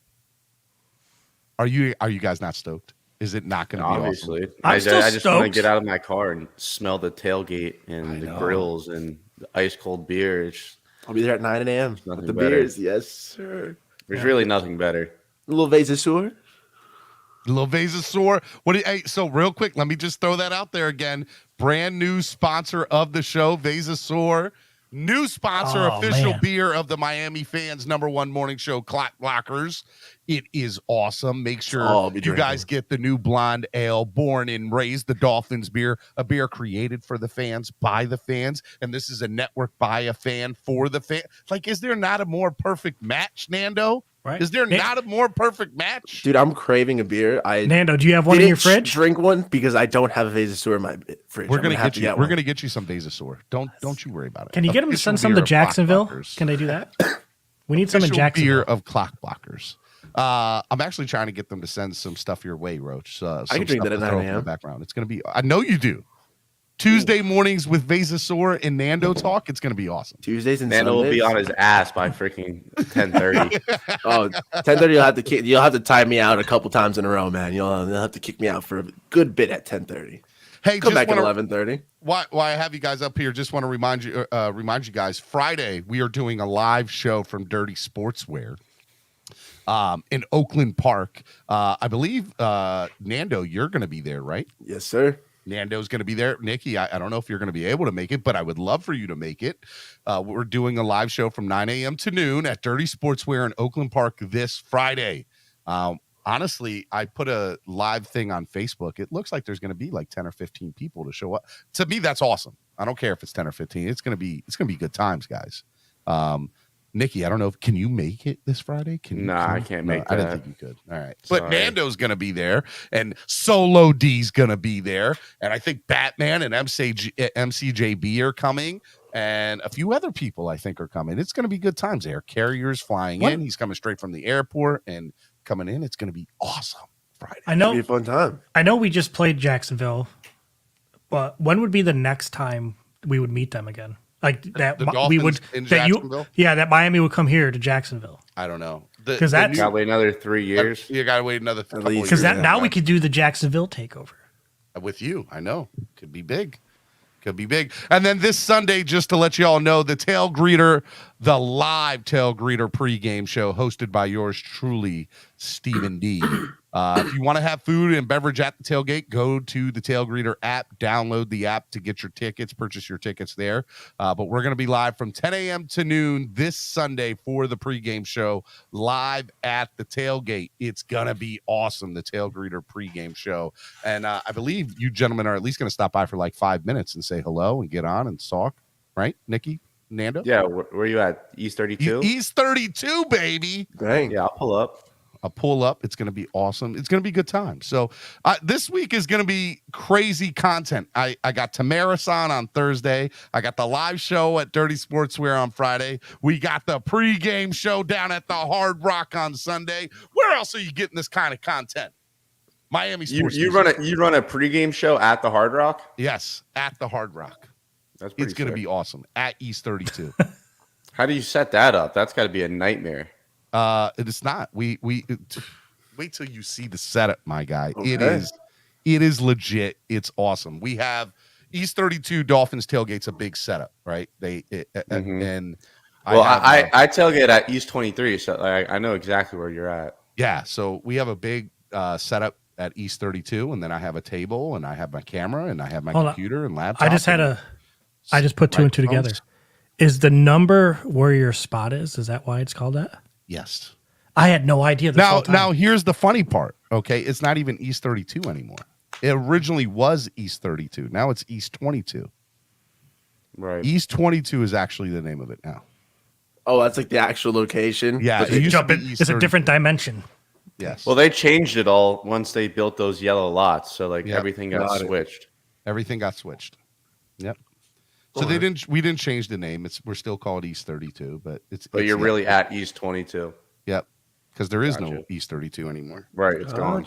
Yep. That would make sense why I couldn't find. I parked at the yellow lot for like one of the first times. It went great. East The 22. first yellow lot right off, like you said. First yellow lot on the left is the best lot. Dang, if you're not it- inside the stadium, it was you're ru- in and out in 2 minutes. There's So nothing better. fast, and that's where I saw East 22 and East 21 and stuff, and that's where I assumed East 32 to be around there. But now it makes sense.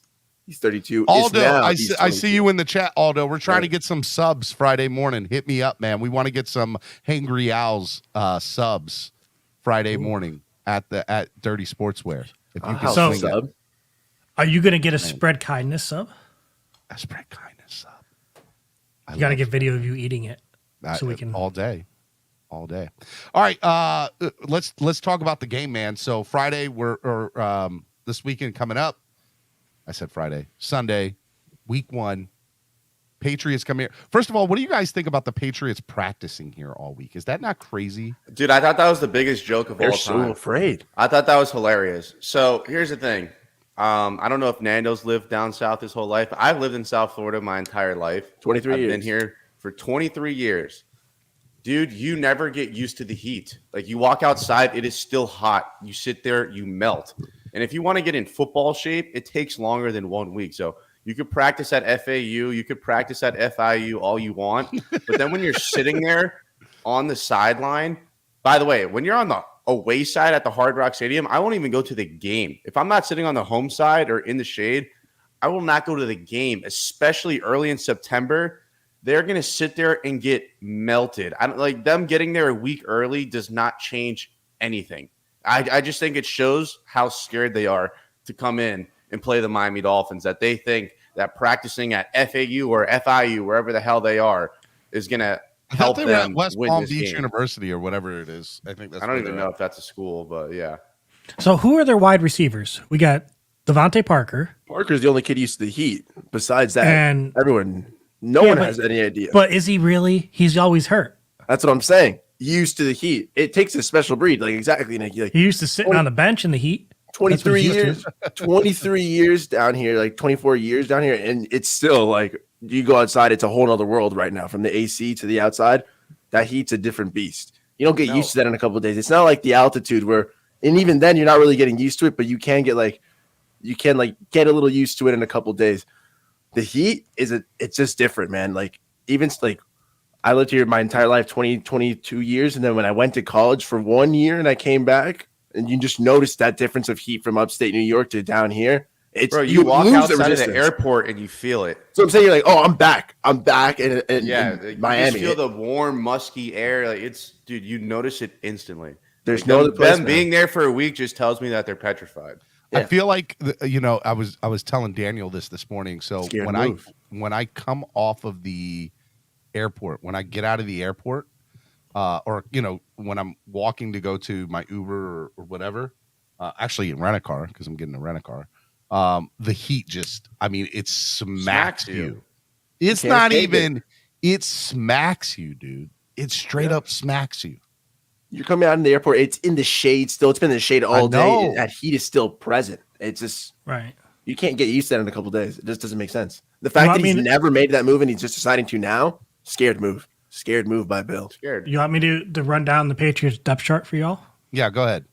All right. So starting in offense, obviously Mac Jones, but receivers Whack Jones, Devontae Parker, Kendrick Bourne, Jacoby Myers.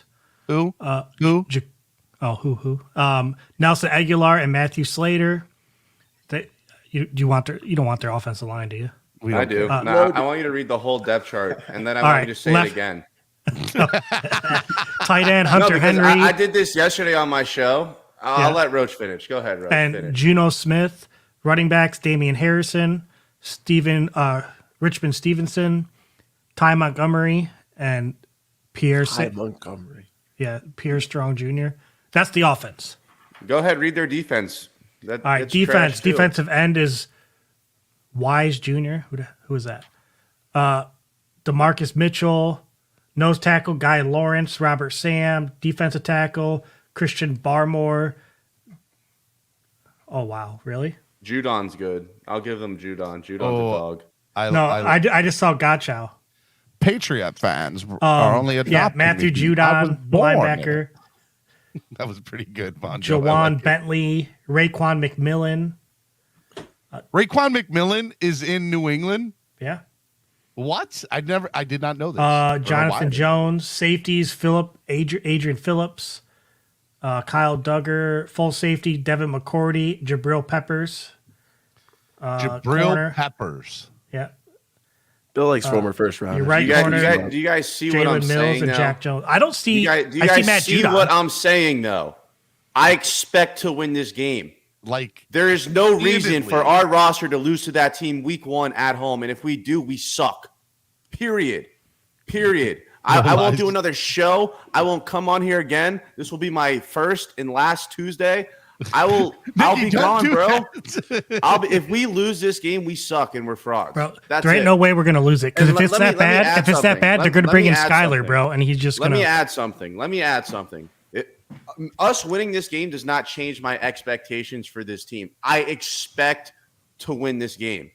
My expectations will be raised if we go out there and we beat Buffalo at home.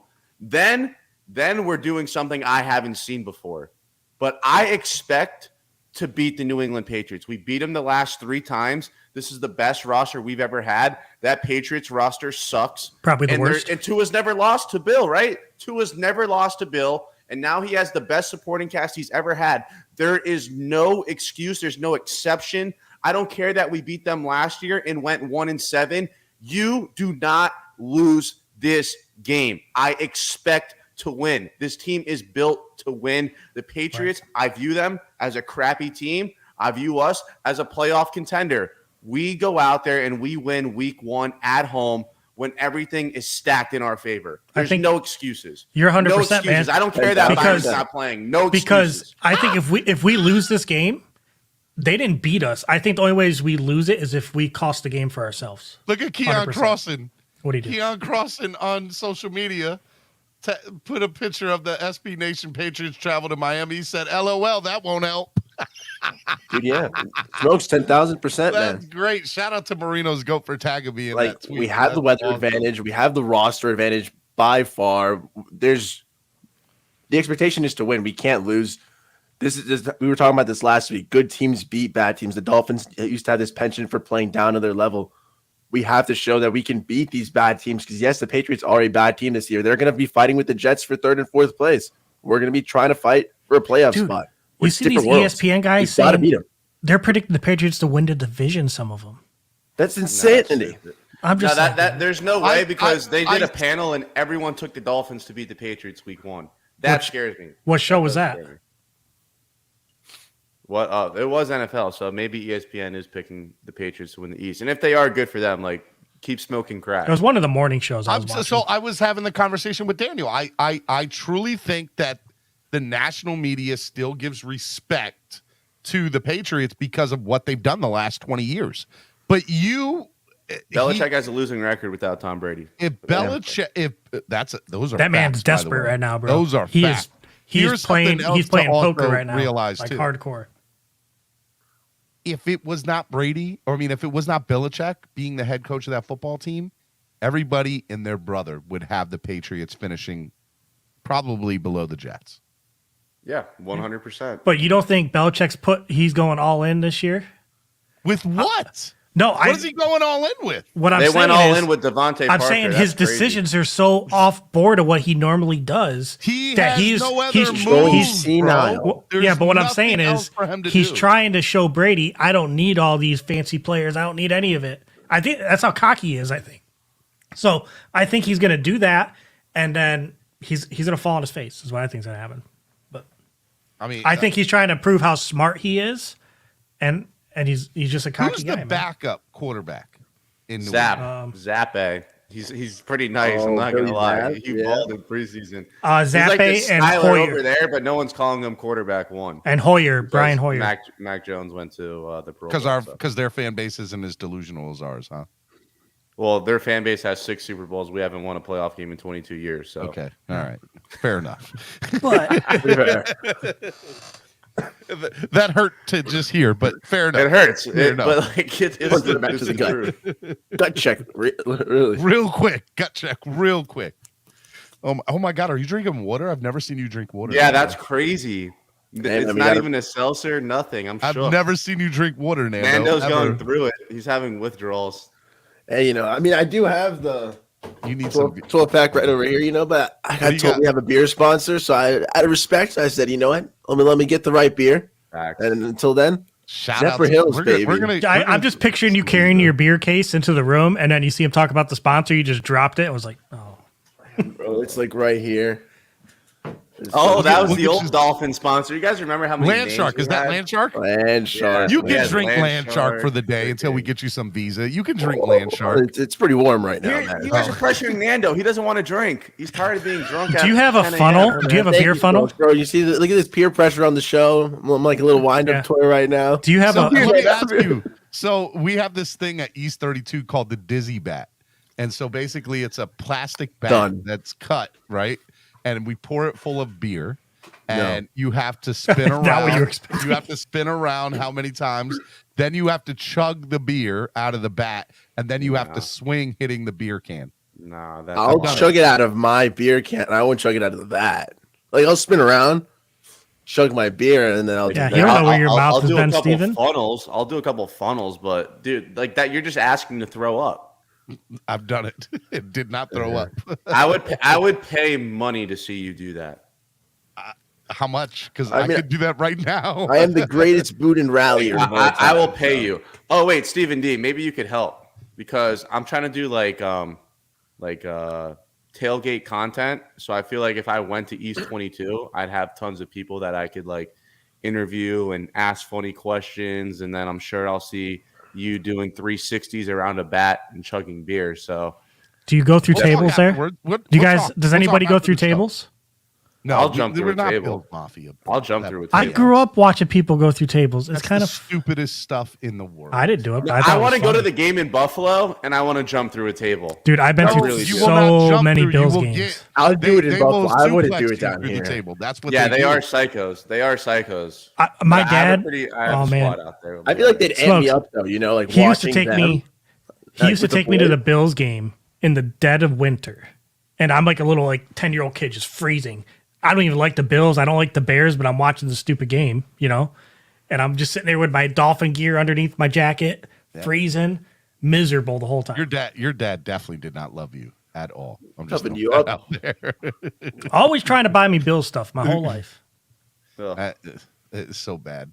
All right, Miami Sports Music's #1 Miami fan morning show, Clock Blockers, right here on the Miami Sports Music Podcast Network. It is the new segment or the new show on Tuesdays, Hot Take Tuesdays, with Nicky Smokes from The Smoke Show and my man Nando Talk. And Nando's drinking water today, people. This is a first, maybe, hopefully an only. We got to get ready for the game. When I first saw those hats come out, I was like, dude, they're so ugly. Right? But now that it looks good. Like, bro, in person, it looks good. It would look better with the throwback logo, though. This is fire. So at first, I thought they were so ugly, but like that one, like it looks better in person. It looks like a throwback hat. It is my favorite hat I have. So now, you know that though. Yeah, it looks like the design looks. It looks like a throwback design, so they should have the throwback logo on it. I love it. I agree. I definitely should be the throwback, but these hats are straight fire. Love them. Love them. Oh, I'm going to break out news. Go ahead. Madden just announced their MVPs of preseason, and they get special cards in Madden. Skylar Thompson is getting an 83 card. What? Wow. Coming out today. Level 83. Who won preseason MVP? Derek Rivers, right end for the Texans. This is just Madden announcing this, like who they thought was like standout rookies, you know. Mm-hmm. And Skylar Thompson was the offense. Wow. That's pretty big. Stir it back up. Skylar Thompson, QB1 on your Madden Ultimate team. I'm getting rid of my 87 Tim Tebow for 83 to Skylar, man. Wow, Skylar, Skynet, Skylineers and Skylarnet are going to be out in full force today. Justin Reed, he got one too, as a kicker. Oh my! Shout out Justin Reed. Too funny. All right, so what? Name a player this Sunday that you believe will have a. I don't want to call it a breakout game, but he's gonna.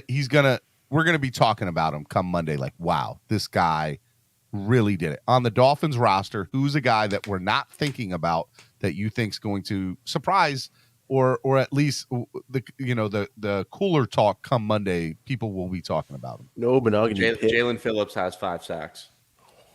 Jalen Phillips has 5 sacks.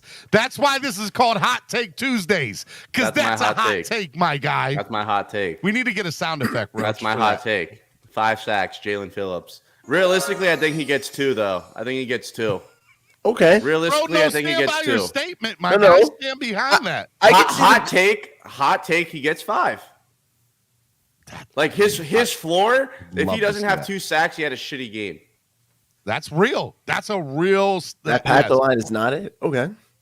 I can see that. I can see the visions unite. I said no Benogany with the pick. I think he performs admirably. And if Jalen Phillips is tearing it up, hey, man, 5 sacks. That's what I'm saying. I thought I was going to have a hot take. 5 sacks from Phillips, 5 sacks. I think Noah getting a pick is a way hotter take than Jalen Phillips getting 5 sacks. I think in reality, whoever plays on the outside of Nick Needham and Xavier Howard, I think they're going to have a great game. It seems like it's going to be Noah right now, unless it's like Kadir Kadohu or Kadir. I still can't say that his name. But I think we're going to have a great game. Maybe even, I think it's going to be a pick against Mac Jones. That's how rattled he is going to be by our defense. That front 7 is going to be lighting him up. Hey, if Jalen Phillips has 2 sacks, 5 sacks, I could see him throwing some nasty throws. Now, do you think we're lighting him up with a blitz, or we don't even have to blitz, you don't think? No, I don't think you could blitz as much as you'd like this week. You don't need without Byron. At will, though, I think we're still going to get pressure, even with 4 guys. So, Nicky, you bring up a good point, because last year, I remember a buttload of times Dolphins were putting 8-man in the box. Do you see that same thing happening week 1 on this Sunday? No, and you only see 8 in the box when we're full strength. Like when we played Jacksonville, we weren't loading up the box because Xavier Howard and Byron Jones didn't play that game. When anytime that we Baltimore, we were putting 8 in the box against. Yeah, but that's because everyone played. Okay, that's true. You're right. You're not wrong. Yeah, and like that was the game where the blitz came back. We didn't blitz all year until that game. Like that was the game where it's like, oh my god, we decided to go back to what worked and won us 10 games last year. Right. Like it only took us to start 1-7 to figure it out. But I don't think you could load up the box and play man with. And look, Needham's great. Like I like Needham. He's a great corner 3. But Needham would be a starting corner on any team except us. Needham and whoever the third corner is. I just don't know That's what I'm saying, though. But like, do you I'm want him thinking- one-on-one for 70% of the snaps in his first start? No. I think honestly, Steven, the standout, I don't know, I can't give you a name, but it's going to be the 3 or 4 in the cornerback room. It's going to what be Nando says. Yeah, That's it's not, I exactly can't what give Nando you says. which one of them, but I think they're going to be competing because they know this is their shot to show, hey, All right. you guys don't have to pay this dude all this money. I can take it. I'm I'm saying, I think I'm going to tell you right now who's getting a touchdown this Sunday. they're going to be fired up, man. Sam Madison, Pat Surtain, Mike is saying, sick. hey, this is your job. Ezukama's getting a touchdown this Sunday. Ezukama's getting a touchdown. This Hey, Sunday. are you telling level 2 noob My to start him? Hey, Okay. my guy. Level 2 noob has I him. think so Waddle he gets needs the to start first him? touchdown of the year. I think Durham Smythe gets the first touchdown of the year. Okay. Ooh. Well, Durham Like, Smythe like, actually- like, Here's let's what's go gonna with happen. We're gonna get down to the Roach, 5. Roach, you need to We're gonna write get down to this the down. 7-yard Nicky says line. Durham Play Smythe is going to action. get the first touchdown this year. I don't have anything to Durham write with. Smythe on the crosser. We need to get you a book Okay. so you can write down stuff. I see the vision. You Well, see Darren it. Smythe on the crosser Yard action. Put it in line, notes. Bootleg. What did he say? Durham Smythe. Nicky thinks Durham two on Smythe the is going to bootleg. get the first touchdown Durham, this okay. year. Offensive. We might get a pick 6 first. I can't control Black Jones. Can you bet on that? Like specifically for Dolphins first TD? Yeah, I think- I don't know. Maybe. I think my That hot would be take. crazy odds. You can bet who gets first touchdown. I I'm think we'll Justin see. Herbert. No, but he's talking about just for the Dolphins. Oh, So here's my theory, Steven. I think we're going to see Skylar Thompson week 1. Either Tua God, plays stop so good they throw him in the fourth quarter, or it's going to be the opposite. I don't think I- there's going to be a middle. well, it won't be. He could play. He's not going to play horrible, but I don't think you're far off. I think we put up a 40 burger, and in the fourth quarter, Skylar comes in like the last 7 minutes of the game. Last 7 minutes of the game, Skylar. I'd be shook if we beat them 40-3. Like if we put If up we're- 40 points, if off we're rip, there, I'd be We are very putting up impressed. 40 points, Nicky. Just get Are it through you your head. are my you guy. two guys? Are you guys like if we're there? 35-17. That's what I want to see. On real talk, Skylar's not even going to dress, so that's why that's not going to happen. I mean, he's What? definitely going to dress. He's on the 53.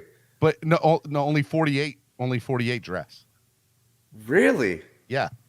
I didn't know that. Yep. I need a He's on the verification. 53, but 5 people don't. Chat, That verify makes no that, sense. please. Feels bad for those 5 guys, man. Just 5 dudes in a little street club. Is that what happened? Is that what Paul happened to says Noah? 46 dress. I thought it was Ooh. 48, but yeah. I don't know, man. Whatever. Yeah, I- Skylar's not even going to dress. I agree with that. All right. So, Nando, who's getting the first touchdown of the year for the Miami Dolphins? Jalen Waddle, man. Jalen Waddle. Little Bama All right, bro, connection. Put that down. Nando says Jalen. Why do you think Jalen's going to get the first? That way they can just say Bama Tua's back, baby. You see the little Jalen Waddle Tua action going there. The connection is strong still. I think Tyreek Hill will do most of the dirty work, but we'll see Jalen Waddle do that little short distance again and walk it out right into the end zone, man. Do a Tyreek little Hill Waddle. will catch the first ball of the year. Though. Yeah, that's what I'm saying. Like Tyreek that's Hill, McDaniel. Like even if it's like a jet sweep touch pass, I see it happen. Like Tyreek Hill is touching the ball, unless they already did the publicity stunt against the Eagles. Like first play, we're going 50 yards. Like I don't see that happening again. But I do think Tyreek Hill is gonna be the first one to touch the ball. so that'll be the caveat. Unless Tyreek scores on the first play of the game, Jalen It's Waddle's gonna over. score the first. Yeah. If Tyreek Hill scores the first play of the game, I'll streaking on the field and I'll gladly sit in jail. That $1,000 fine. And I don't know, man. you What if you want come to out of do the that. You'll never cell? get a chance to come back. What if you come out of the cell? Really? That's They the don't only let thing you you're back banned. in? Nope. Yeah, you you're get banned for life. You're banned. Yeah, for I life. couldn't do that. It's not worth it. You have to do that in an away game, That way it doesn't even matter. Like, go Right. to the Cincinnati game, go to that little, like, I don't even know what their stadium name is called. It's Paydays Field or something like that. Go there Something stupid. and just Something streak there and then just, hey, we beat them on Thursday Night Football and you get to go sit in a little Cincinnati jail and you're good to go the next day. All right, Roach. Is that who it? gets- It's a one night stand and then you leave. One night stand, banned from the stadium. That's it. If you're a minor, you're good to go that night. I think you still get banned until you're 18 or something. So the move to do it is when you're a little kid. Like chase after your son. D17. Yeah. 2 days Let your before your 17-year-old kid do it. Get your dad to chase after you. You're like, I'm just trying to save my son. What's up, Vince players? And you're good to go. Roach. Let's Roach. even do it. No, never. Not in a million years. Nobody I'm wants gonna to see say- that. I don't want to see that. Roach, who gets the first touchdown of the year? Smythe. Moser. Moser. All right.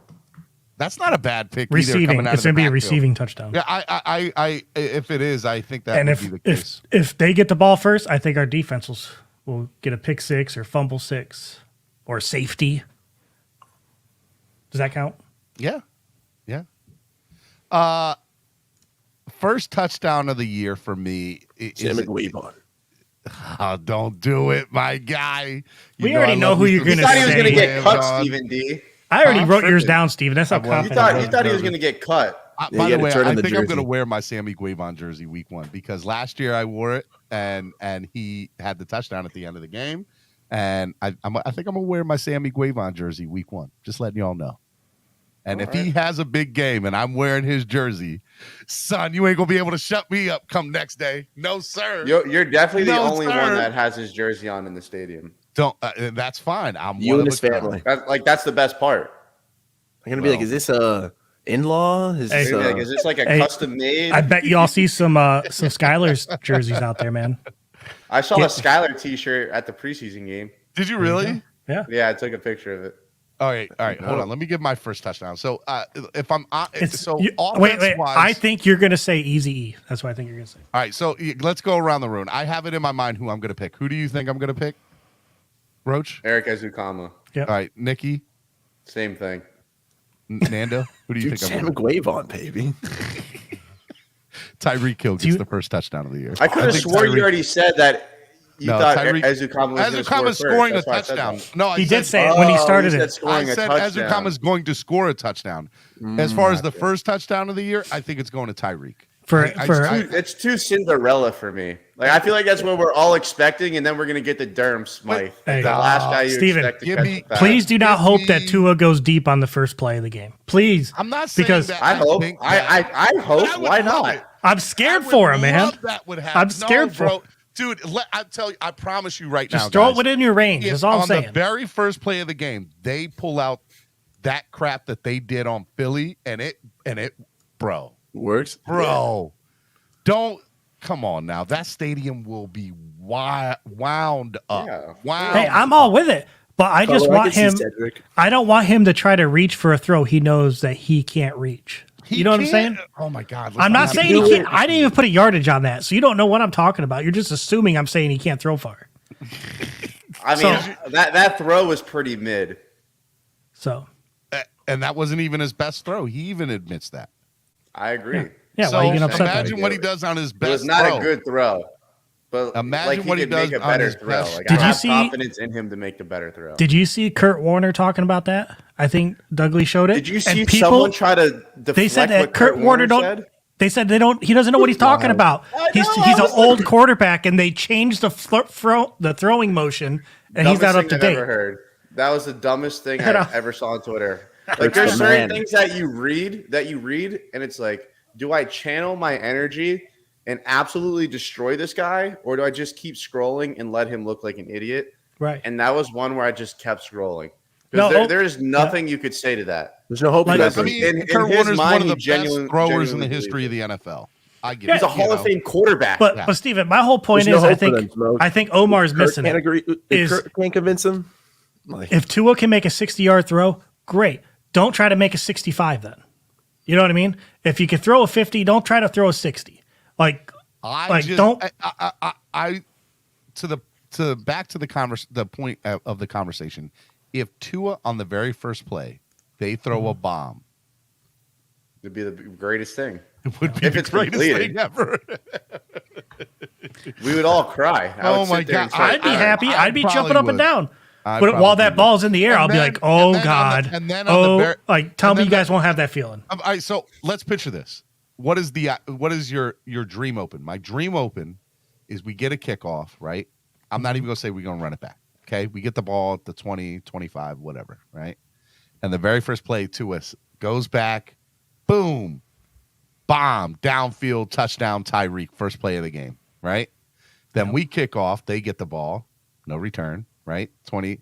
And the very first play, throws a pass, and it gets picked for pick 6.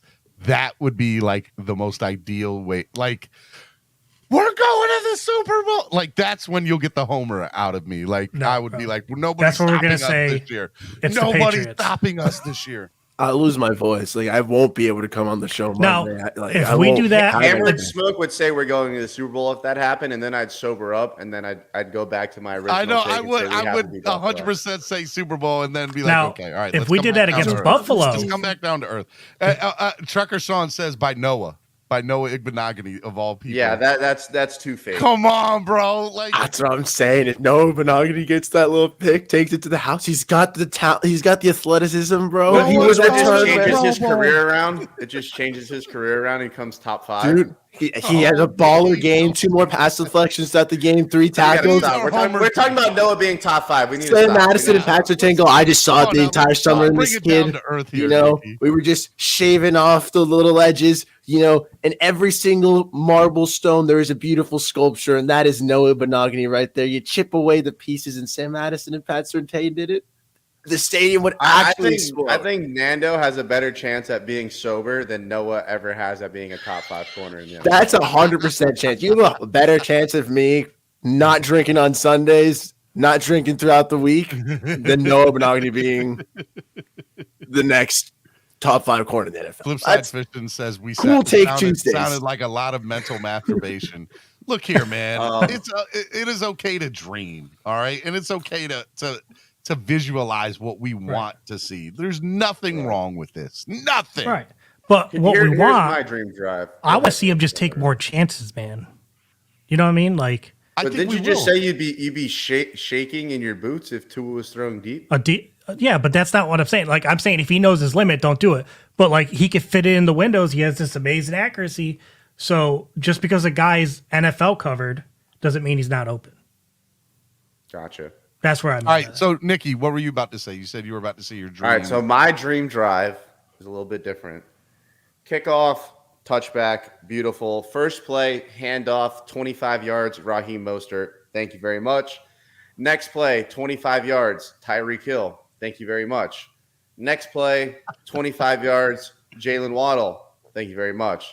Play action pass, roll out, Durham Smythe, end zone, touchdown. Dolphins go up 7-0. We kick it off. Next thing you know, Patriots have the ball. First play, sack, Jalen Phillips, lights up Mac Jones, place goes crazy. That's what I want. I'm with it. I'm with it, my guy. I'm straight with that all day. That's what I Nando, want. Nando, what do you think? What do you think about that? Well, you know, pretty similar, except I want to start off with Chase Edmonds. You know, that's just simply because I've got him in fantasy. I need to see my guy Chase. I got to see start getting the work early. You know, prove the fantasy pick was proven. As long as we're starting off with a run, I think we'll start off with 2 runs, hopefully both to Edmonds. Then we'll let Tua start to finally unleash the arm a little bit. Heat him up with the little slant to Tyreek, see if he can get some work going.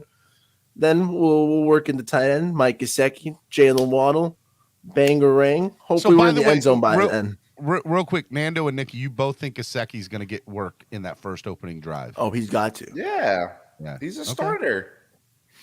Like even if you think he's lining up as like the wide receivers 3 to begin, like I want to starter. see us go like he's a starter. You know, he's got to be. We're going to be aggressive to start the game. I will say Start this: with the run, if we but get we'll heat it up short, quick. if we get short and goal, I wouldn't be surprised. There's a chance Ingold could get the touchdown, that first touchdown.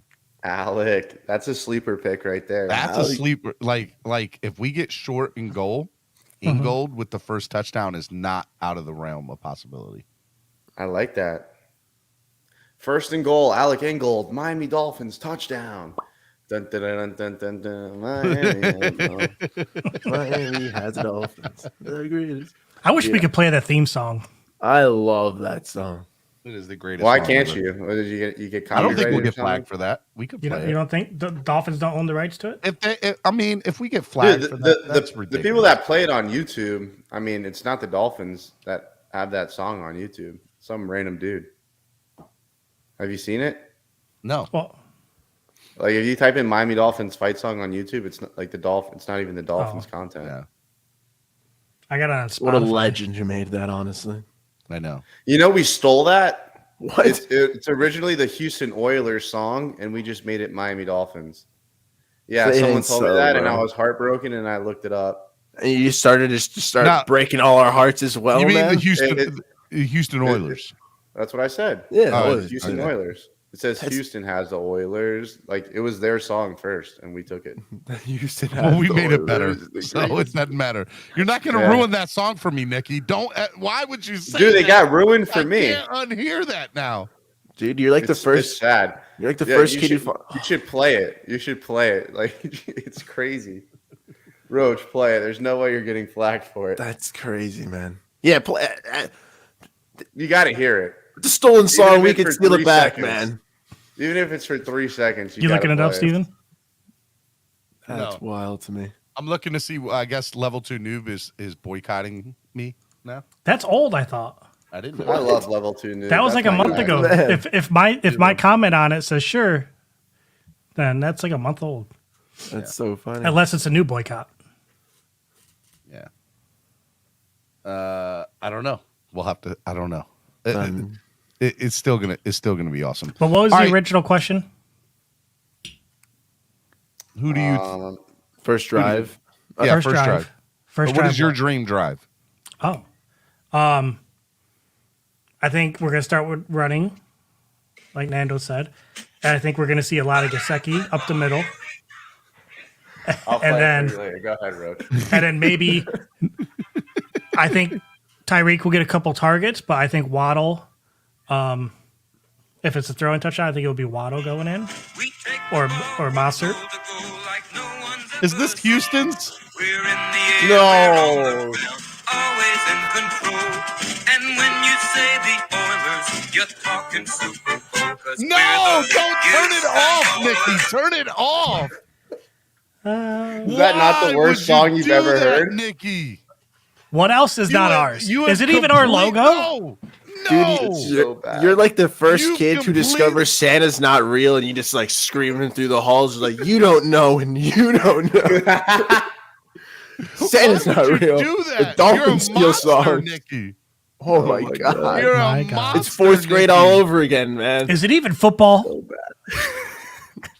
What is that? That was so bad. How That's bad a- is that? That's the multiverse, Steven. No, Oh my god. Try I to play it again. refuse Hear to that. believe this. Thank you, Nando. Thank I you. refuse. Don't you ever play that again, Nicky. Don't you? Don't you? Always in control. Muting you. Steven, look at I Discord. refuse to hear that. I refuse. Oh my gosh. That was bad. Yeah, Discord's going crazy right now with that. Jerker Sean has a little kid in a cowboy hat going, yeehaw. Oh, I'm talking about above that, bro. You're a monster. That was crazy. I can't believe we Wow. stole. Dude, you I think I literally just shook up the ruined whole that, chat. bro. No one knew that. I'm having like some heart palpitations. That's what right happened now. to me when they told me that, and then they played the song. I was so mad. I was so mad for so long. How long have you Oh known? my god, I've known for like probably 2 years now. Oh my Well, then God. thank you for keeping quiet for 2 years, man. That was You couldn't have kept that to yourself. No, I could have why lived do with you that. feel I didn't need that information, Nicky. I would Hey. be able to live with that secret. You know, You should make a that's- short out of that, Nicky. The world needs I to should, know. right? Now, Travius says, first of all, prove it. Prove they did it first. Well, It is for that very reason that Color says, when you go undefeated, you can have any fight song you want. Travius said they stole it from us. yeah, that's why they're not a franchise anymore. what if that was the original fight song for That's every true. team?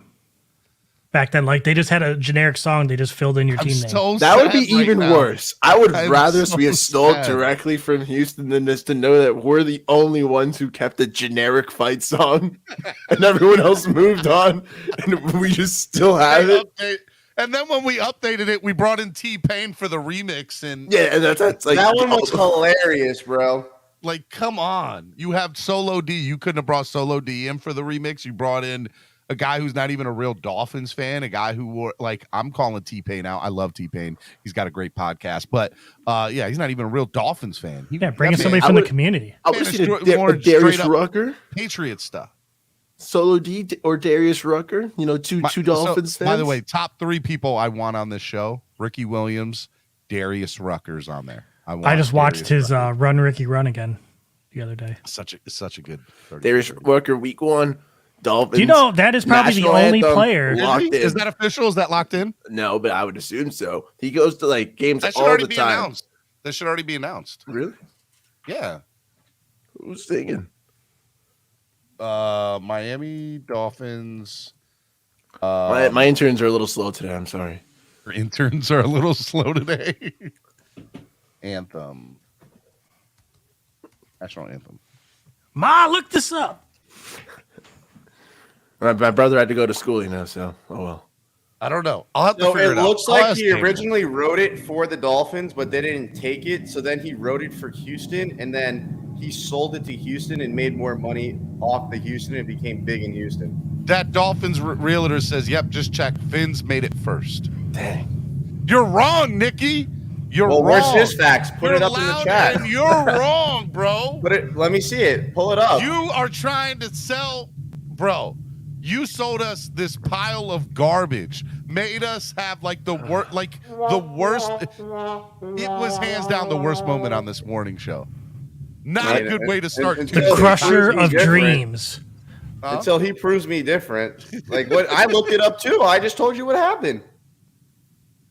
They tried to steal our colors first, but they got the whole shade wrong.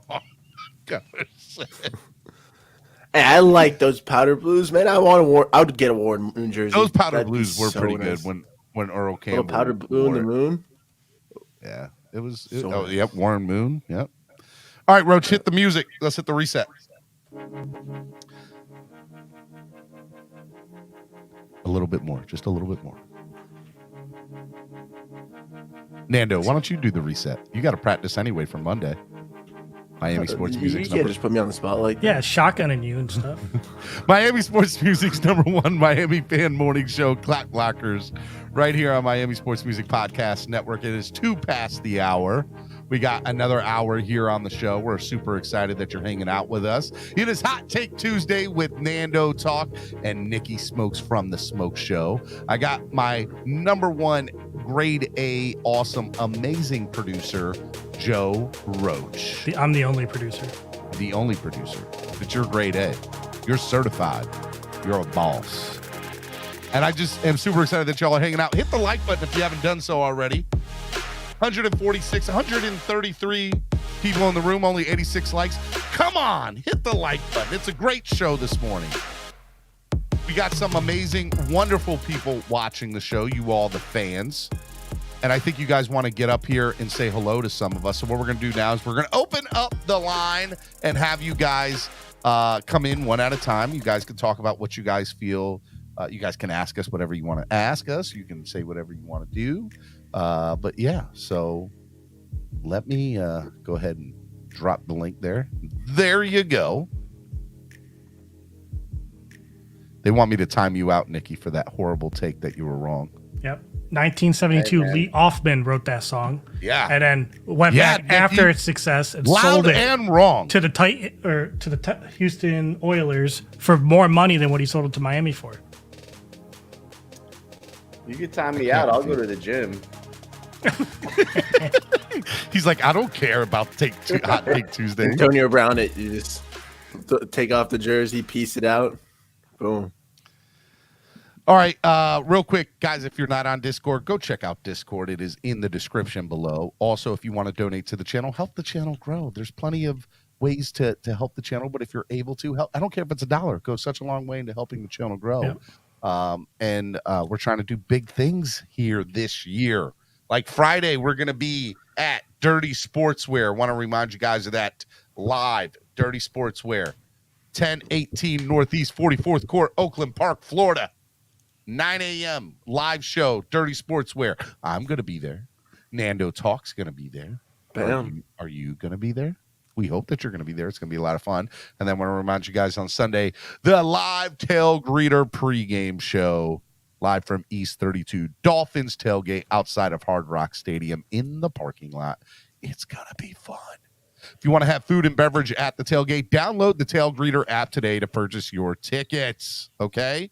And if you guys want, if you guys are not going to be there, you guys can get in to the tailgate virtually here at youtube.com/Miami Sports Music. What you're watching right now, we will have the pregame show. It's going to be good times. We got 59 people in Discord. Got 59 people. Discord Total. is growing. I love it. Let's keep it going. All right. Let me bring on the first guest of the show, Triple S Podcast. Good morning, Triple S Podcast. How are you? Hey, fellas. I'm great. How are you guys? Pretty good. Good, Welcome man. to Hot Take Tuesday with Nando Talk and Nicky Smokes. What's going on? Not much. I just wanted to get you guys' take on what would be the best case scenario coming out of week one, not just for our team, but just in general, NFL sense. What are you guys looking for in terms of like a best case? If everything goes right week one, what does that look like for you guys? Rams win, Dolphins win, Jets lose. Well, here's the thing, bro. We won the first game last year. Everyone else lost in the AFC East. We were in first place and then went 1-7. So Yeah. I just want to win. Just win. But I'm scared if Buffalo beats the Rams, dude, that they're going to be on this high that's going to carry them for like 3 to 4 weeks. Yeah, that worries me a lot too, Roach. If Buffalo beats Like they need to the fall Rams, that would and be fall now. horrible. That'd be very, very bad. Nando, what's your best case scenario? Yeah, I'm not really worried about the outside people. I really don't care. I mean, the Jets are going to lose. It doesn't matter. I agree. Like, as much as I want to take some steam off of Buffalo, I'm afraid I'm like, quote unquote, I'm afraid if they beat the Rams week one, it'll show how potent the team is. But at the end of the day, I just want a Dolphins win. I don't really care what the rest of the NFL does. I'm going to be I'm with you, Nando. I mean, focused on week one. Buffalo winning, big whoop. I mean, they've been in the divisional playoffs for the last 2 years. I mean, they had the greatest game of all time against the Kansas City Chiefs. I mean, we know they're a good football team. Yeah, I don't exactly. care who they win, as long as when we line up week 3 against them and we show that we're a football team that can compete and win the game. I don't care who Buffalo beats. Yeah, 1000%. I think my dream scenario, if I'm being honest, I mean, obviously, I need Miami to take care of their own business, right? Like I need them to take care of New England, and to me, a close game won't cut it. Like, look, I'll be happy with a win, right? Don't get it twisted. I'll be happy with a win, but am I going to be satisfied if we win 23-20 or 17-14 or some BS like that? No, I think anything less than 30 points is a disappointment for me, and anything more than 40, it's exactly where I think we are. That's nuts, bro. Yeah, This I is don't an know about NFL that, Steven. team. Like I think we're gonna win, but expecting a 40-point win, that doesn't even happen when I the said Ravens play the anything less Jets. than 30 would be disappointing. Anything That's still more, crazy. If we won by 20 points, you wouldn't be fired up. I mean, I would be, but you're Dude, saying that's if 3 scores in the NFL. So if you're saying Yeah. if we won The 20, point spread is -3. check it I out. got If 20, we 24, if we 18. won I'd 20, be ecstatic if you if beat we them by won 23, if we won 24-3, yes, I think I Great would win. be very happy. I would be happy. 24-10, great win. Now, let me ask you guys one follow-up question, because I've heard a few people talk about this, not too many, because not a lot of people are even thinking this is an option, but do we hit the panic button if we lose week one? A lot of Yeah, people are I acting said like I that's said not the even, season's over. like it's not even possible, but Season's No, over. Patriots- I'm not. I don't. Even if the Dolphins start out 1-3, Over. I'm not hitting the panic button in any way. Loser shape, or form. mentality. It'll be tough for me to do a therapy Monday, as positive as I am. Like, Oh, it's going to be bad, Nando. Wait, I'm gonna Steven, be- where's your 1-3? If we lose to the Patriots, which game do you have us winning? I mean, I still think I don't think we're going to lose at all on Sunday. Let's just put that out there. But Okay, God so forbid if we did lose, you just said you expect us to win by 30 or 40. How are you not hitting the panic button if we lose? That's insane to me. because I'm not going to take a week one loss from Bill Belichick team to I'm just not. we'd have to rile up some feathers against the Ravens, man. That'd have to be the win. If we lose this game, we suck. What if we lost this game and then went out and killed Baltimore next week, Nicky? We did that. I don't care until we beat Buffalo. Okay. Yeah. So if we lost week 1 and then won the next 2, which would include I'd be Buffalo, back on the show. You'd be back on the show. If we beat Buffalo, that's the only thing that would save me. If we lost to New England and lost to Buffalo, I'm done. I'm good. Don't need to see anything else. 'Cause that's 2 division games and it's 2 games in the AFC. Like, you're screwing yourself if you want to make Right. playoffs. And then you just see Nicky just charge back through. Bang. We beat Buffalo. That'd be epic. That'd be the only way I'd come back to life. Like, I'd still watch every game, but I'm not going to sit here and run a show from 5 to 6 and try to sell people fake hope. If we lose to the Patriots in Buffalo, we suck. Period. End of story. Right. I don't need to sit up here for an hour and lie to everyone. But if we beat the Patriots, are you crowning us?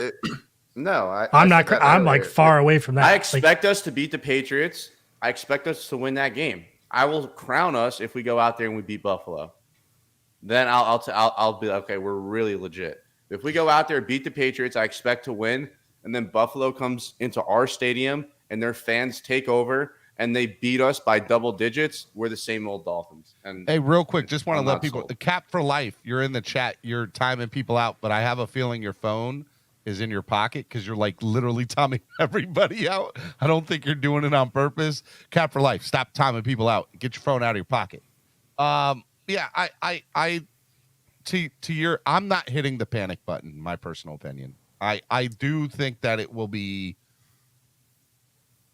an uneasy feeling if we were to lose week 1. I would not be happy about it. But you also we should not lose the game at home, man. We should not It's lose. the first I'm home opener not in at expecting least us 2-3 to. years. I'm not expecting us to. You know that. Yeah, I'm not expecting us to in any way, shape, or form. actually, I'm with Caller. He just said he's afraid if we blow out the Pats, we'll have a false sense of security. I could I deal get with that. that, I though. disagree with that. I could live with I don't know, that. man. We've been clawing our way the whole time, all these years, just trying to get wins. I And now we disagree. we blow out somebody week 1. We're gonna. I disagree with that. Yeah. I mean, I'd rather that than like beat them by like a field goal in the last 30 seconds of the game. A win's a you know, win, like, right? A win's a win, but I'd rather Win's a win to me. take a blowout over like a And- scratching. Like, claw people win. forget how we We won need the to first blow week them out. last year. Exactly. We need We need to to blow them out. They're bad. Like if we were They're playing not the a good Jets, football team. A we wouldn't be blowout argu- to me, though, in the NFL is 2 here's- scores. like, if we were playing the Jets, we wouldn't be arguing this. We would say we 2-3 got to beat scores. them by 3 scores. It doesn't matter. Bam, that's it. That's where we've got to think with the Patriots. Yo, the right now. Jets Well, by the did us time good we- last year, though. And that's Well, what I'm by saying. the- Good last year. By the time we get to the Jets, we're All right. gonna know who we are, though. If any team played the Jets, not as a divisional opponent, you know what I'm saying? Like, because that's the level of bad that the Patriots, I think, are. Like, I think a good win is anywhere from 10 to 14 points. It's a division rival. It's the first game, but there's no error to lose. Like, you cannot lose this game. If we won 23-20, I'd walk out of the stadium smiling, knowing that we're 1-0. Like, would I be a little disappointed we didn't smoke them? Sure, but am I going to but- cry that my team's 1-0 after week 1? No. I'm also gonna say that if we blow them out, like what Color just said, a 42-0 win would be a foe. No way. That's false. We win 42-0 is because we were supposed to win 42-0. It's because we are the entire this false sense of security. No, because I tell you what, if we win 42-0, I'm expecting a blowout the next week in Baltimore too. That's the problem. I'm Nah, just see, expecting. that's not where I'm at. That's like- That's not where I'm at. I think Baltimore's a good football team. yeah, And then you wouldn't be able to shut me up for a week, but come Saturday, I'd start to get okay. We're playing. But I'd be Baltimore, super we're a happy. Football team. I'd be super happy and excited we did blow them out. But I would just next week I'd be like, man, please don't just bring everything you brought last week. Please, nobody take a day off. I'd be more expecting a win. You know, I would. Right. Like, I'm not gonna Right. say- Like, if we manhandled the Pats, I'd go into that Ravens game like, I expect to win this game. Hey, Triple S, I got some other people in the back room. Anything else before I let you go, buddy? I Triple think S. he said in the back he might not be able to respond. So Yeah, there's something in the chat. Hey, I'm back. Just Oh, finished the call. Perfect timing. I just want to say thank you for having me up, Steven. Fins up, and let's pray that we don't get our hearts destroyed, absolutely shattered in week 1, because that's what a loss would be. I hear you, man. I hear you. Love you, brother. Thank you for And coming Tua on. needs to look good too. He will. That's He it. will, man. I appreciate you coming on, man. Let me just say this before I bring the next person on. I think it's very interesting. let me say interesting is not the right word, but I want to say that these Dolphin fans, rightfully so, okay, have this security blanket on that we're scared to go all in with this team. And we need to see it. I get that. I understand that. But let me tell you, there's something to that. Like, people are like, I don't know if to it, I'm just not ready. Like, I get that. I feel that way about Buffalo, but I don't feel that way about the rest of the NFL. Right now, I am all in with how we are going to be. The only thing that I still want to question or still am like, is the Buffalo. Are we better than Buffalo? Or are we just as good as Buffalo? Are we on par with them? I'm not ready to make that statement. I'm not ready to say that yet. Ooh, Rashad. Until I see it. That's a receipt we want to write down, right? Rashad thinks we're going to start 0-4. I'm putting that in my notebook. No way. Until we get All right, Lamar. let me bring on the next person here. Timeout for Nicky Smokes. I think this is Andrevius. Is this Andrevius? I don't know what you guys are talking about. This is not Andrevius. This is the ghost of the guy who wrote that damn fight song. The ghost of that guy. All I know is if after some investigative journalism, I find out that the song was ours originally, this guy's getting timed out for a day. That's all I came to say. I don't feel like arguing with y'all about losing on Sunday. I have too much anxiety about other stuff to have anxiety about my favorite sports teams. I'll panic when the panic comes. I'm not going to panic ahead of time. Screw you guys. Are you going to be at the... Close enough. I know, right? There you go. Good job. 100%. 100%. Shout out to Andrevius. All right, let me bring on the next person. Good morning, Sharif from the Bahamas. Good morning. Hey, what's up? What's up, guys? How y'all doing? How are you doing this morning? I'm great, man. I'm still confident, but I just want to ask you guys a question, and this is this will answer a lot of questions for the millions of Dolphin fans. Where is your success or failure based on? Is it based on the quarterback? You don't even have to call a name. Or is it based on the defense? Are we talking about projection? Like what our projection of success will be? No, what I'm saying is I think a lot of the fans are basing the third year where someone has to prove it on the success of this year. So then you do have to put a name on it. You're saying not to put a name. If you're saying third year, is it you the got to put a name on quarterback? it. You got to put his name on too. Is it Tua? Or is it the defense, or is it the team? That's a simple answer for the panel. And my real quick before I answer that, are you saying the question is the projection of the success of this team based on? Is it going to be based on Tua, or is it going to be based on this team as a whole? Is right. I'm asking the panel here: is your projection, right? Your yearning. Well, if it does this or that, then it's based on Tua. So my answer to that is Tua. It's based on the third year. He has to prove. I'm not worrying about nothing else. It's just his third year. I need to see it or shut up. So what does the defense have to do with it? I want to know where your basis is behind this team's success or failure. That's a quick answer. I don't need the synopsis. I don't need just, hey, it's Tua. Next, Tua, next. Defense. I feel like Sharif comes up here and sets us up with these questions. All right, so let me answer the way I think he's asking, and hopefully I get it right. I believe that Tua it was a one-word answer. Oh, that's what I'm saying. It's not a one-word answer. You didn't say yes or no. It was, what do you think? And I was Tua, giving my defense or maybe the team. So he's asking, simple, bro. Is the success of the team going to be based on Tua, the defense, or the team? And so the success of the team is based on the team. It's like, okay, that's my one word answer. Team. I agree with that. Come on, bro. That's the one word answer. No. Team. Just say team. Just say team, and let's move on. Let's go. Like this is not. So you think it's the team, Steven? Or you think it's he has to prove? Someone has to prove something for their third year, and. Well, but that's different than the success of the team. That would mean you choose Tua. But that's what I'm saying. It's your basis behind you choosing Tua. Here's what I don't even know what he's asking. So basically, chose Tua. Is Tua not part of the team? Oh. So it's defense. So if we say it's a team 53. thing, That's the answer. And one of the guys on the 53 that just because you want us to say Tua, success or loss. it sounds like that's what you want. You want us to say Tua. Here's what No, I think. I want Sharif, an honest answer. Let me answer. Sharif, Because let me I have, answer. and I'm going to Sharif, just let me go answer, ahead. bud. I believe that Tua is going to have a big proponent on why this team will be successful this year. He will be a big part of it. But I believe that when the Dolphins are successful, because I believe that, I believe that the success will not go to him. The success will go towards McDaniel. The success will go towards how great the defense is. Tua will not get as much credit as he will deserve. Don't jump off the ship, Steven. I'm not jumping off the ship. You're a rat jumping off the ship. Not a rat jumping off the ship. I'm so just telling the reason you what why it's going to be. The reason why I said that is because it's interesting how you think we're going to blow out New England, right? It's interesting how you think we're going to blow out New England, but it's like we're a good team for week 1, but we're back with Flores all of a sudden in week 2. I just don't get that. My confidence comes behind this new running game that I keep pushing down our fans' throat. I know.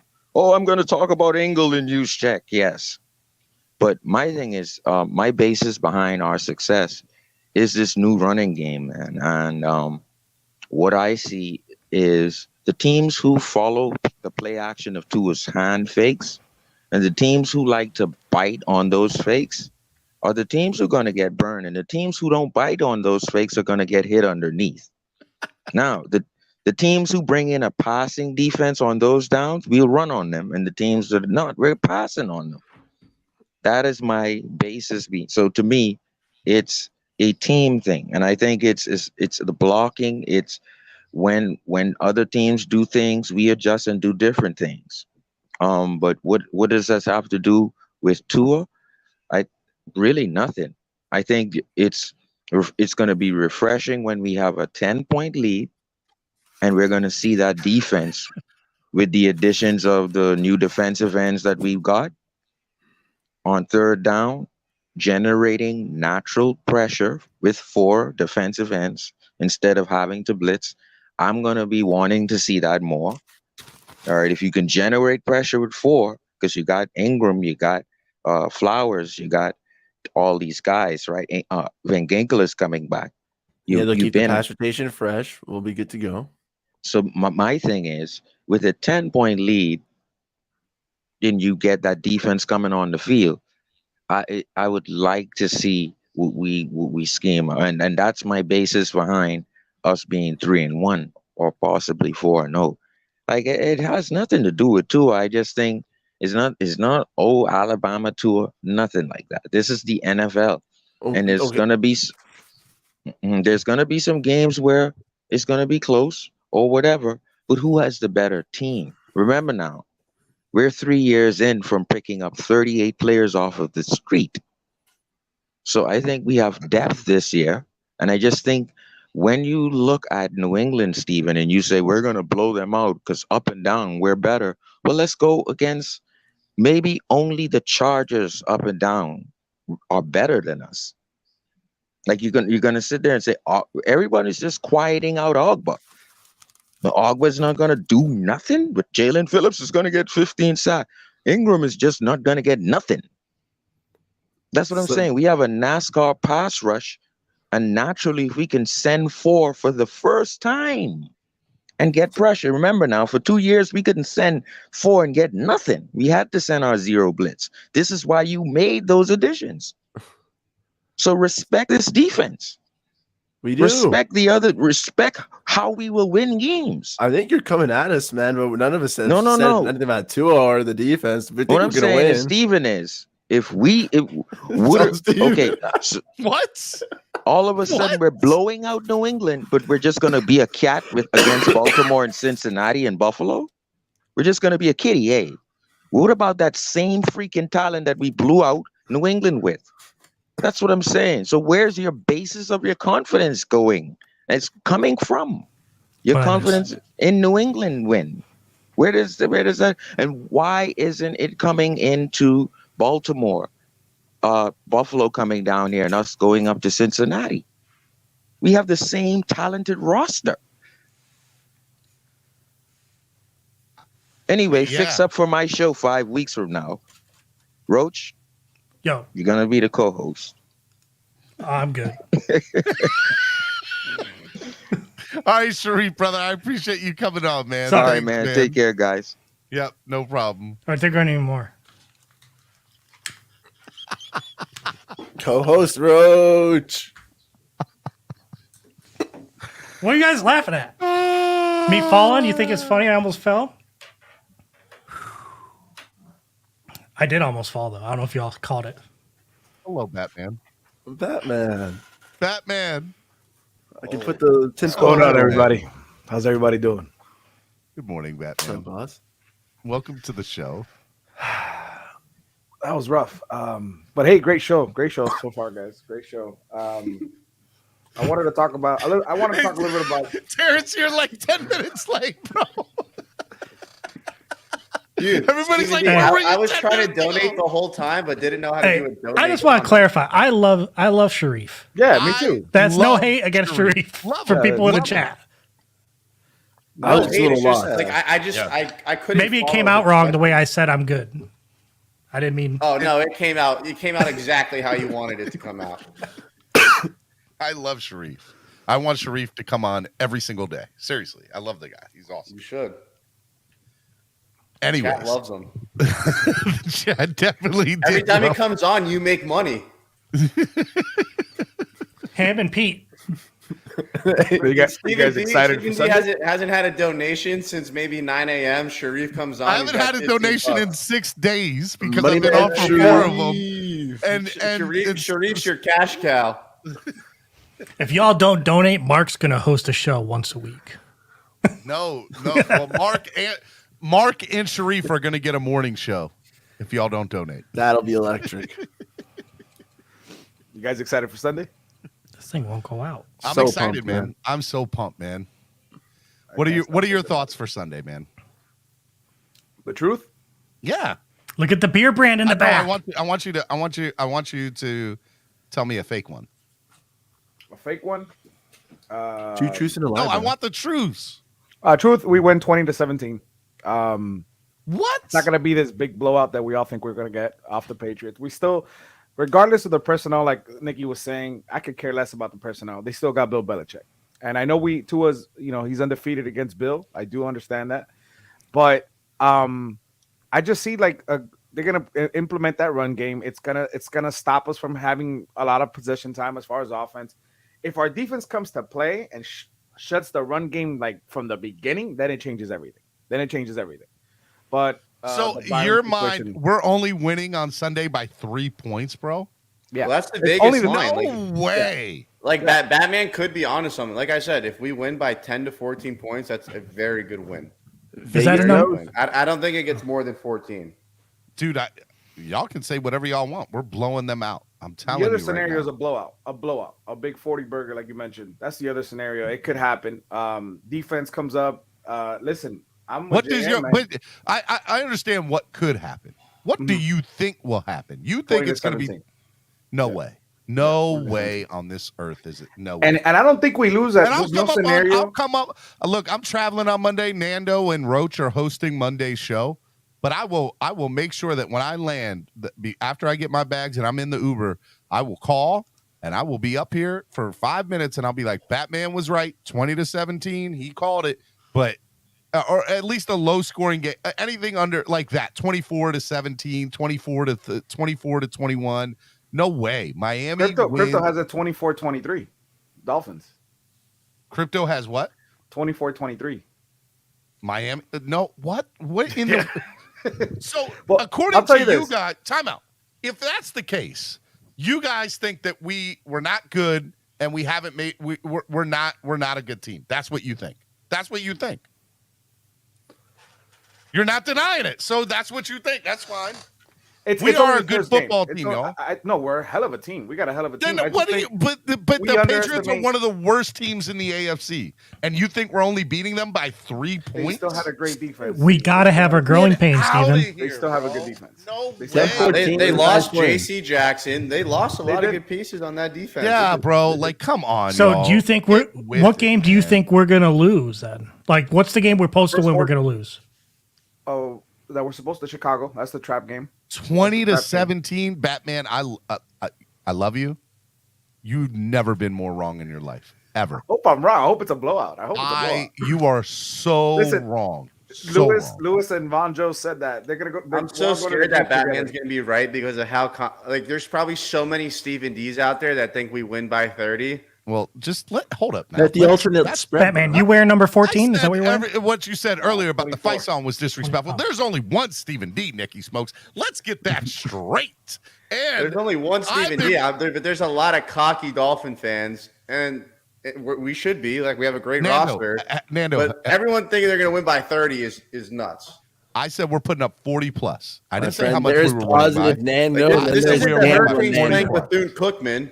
Like, we're not playing Bethune-Cookman. I think we win by more than 3.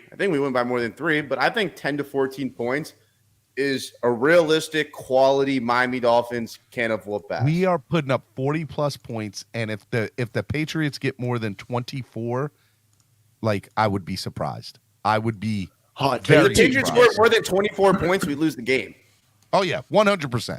100%. Lewis and Von Joe told me straight up, if the game is 20-17, even if we win, they're fighting people in the stands. They're gonna be fighting people in the stands. We do not Well, condone here's the violence. thing: if we win 2017, I was supposed supposed to sit next to Von Joe. Nah, but it's gonna be fun though. We're gonna enjoy ourselves tailgating. Obviously, we're gonna be there. East 32, East 12. We're getting there early. Steven's gonna be out there. It's gonna be a lot of fun. Anybody wants to come, make sure it's the best party. It really is the best party at the tailgate anywhere. Any tailgate for the Miami Dolphins is the best tailgate. East 32, East 12, best party around. We're gonna be East out there. 22 is what it really is.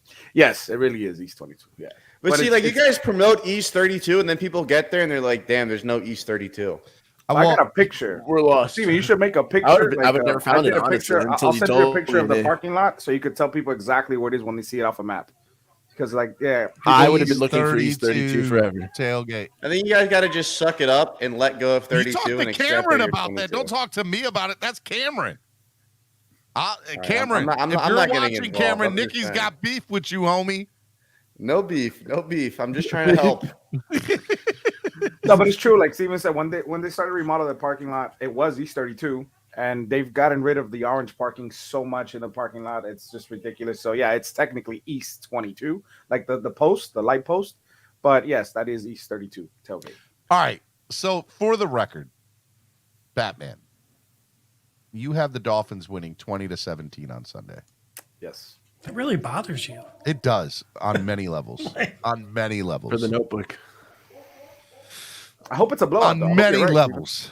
Because I don't see how you can feel confident about the All right. football team this year if you think we're winning 20-17. I got Nando 2017. What smokes? No, Batman's mine? 20-17, not Nando. Oh, Batman. Nando okay. didn't say that baloney. Batman said I've been I'll smoking say- Get him. it right. Don't disrespect I'll Nando. say 31-21. 31-17. It's a good number. Okay. But I think it's like a close one, and then we pull away late. Like, I think the Dolphins go out there fourth quarter and, like, put the game away. Wrong. We show up early and we show out. Go ahead, I think Nando. it'll be 17-17, and then we score the next 2 touchdowns and win 31-17. What are you guys? I got Wrong. 17-14. You're wrong too, man. Just get. I got what, 17-14. Nando, please help me so far. A little 30-20 action, man. You know, it's gonna be a weird game. And But how do you see it going? so I Do we pull away early and they try to make a late comeback and can't? I do think it? we'll be up like 20-10 at halftime. They'll try to make a little push, you know, make it a little spicy, 2017, and then we'll just clobber them again. A little touchdown, field goal, subdue them into submission, 30-17. It's like a 30-17. Khabib fight. Okay. Yeah. Mr. Steven. We're gonna Mr. Flip Flopper. I like that. It's like a little UFC fight. I think the Dolphins are going to put up. You said 40 earlier. No, so yeah, I'm give me a back second. down. I'm Here sorry. we go. You wanted a Higher. score. I'm trying to give you a score. I'm gonna say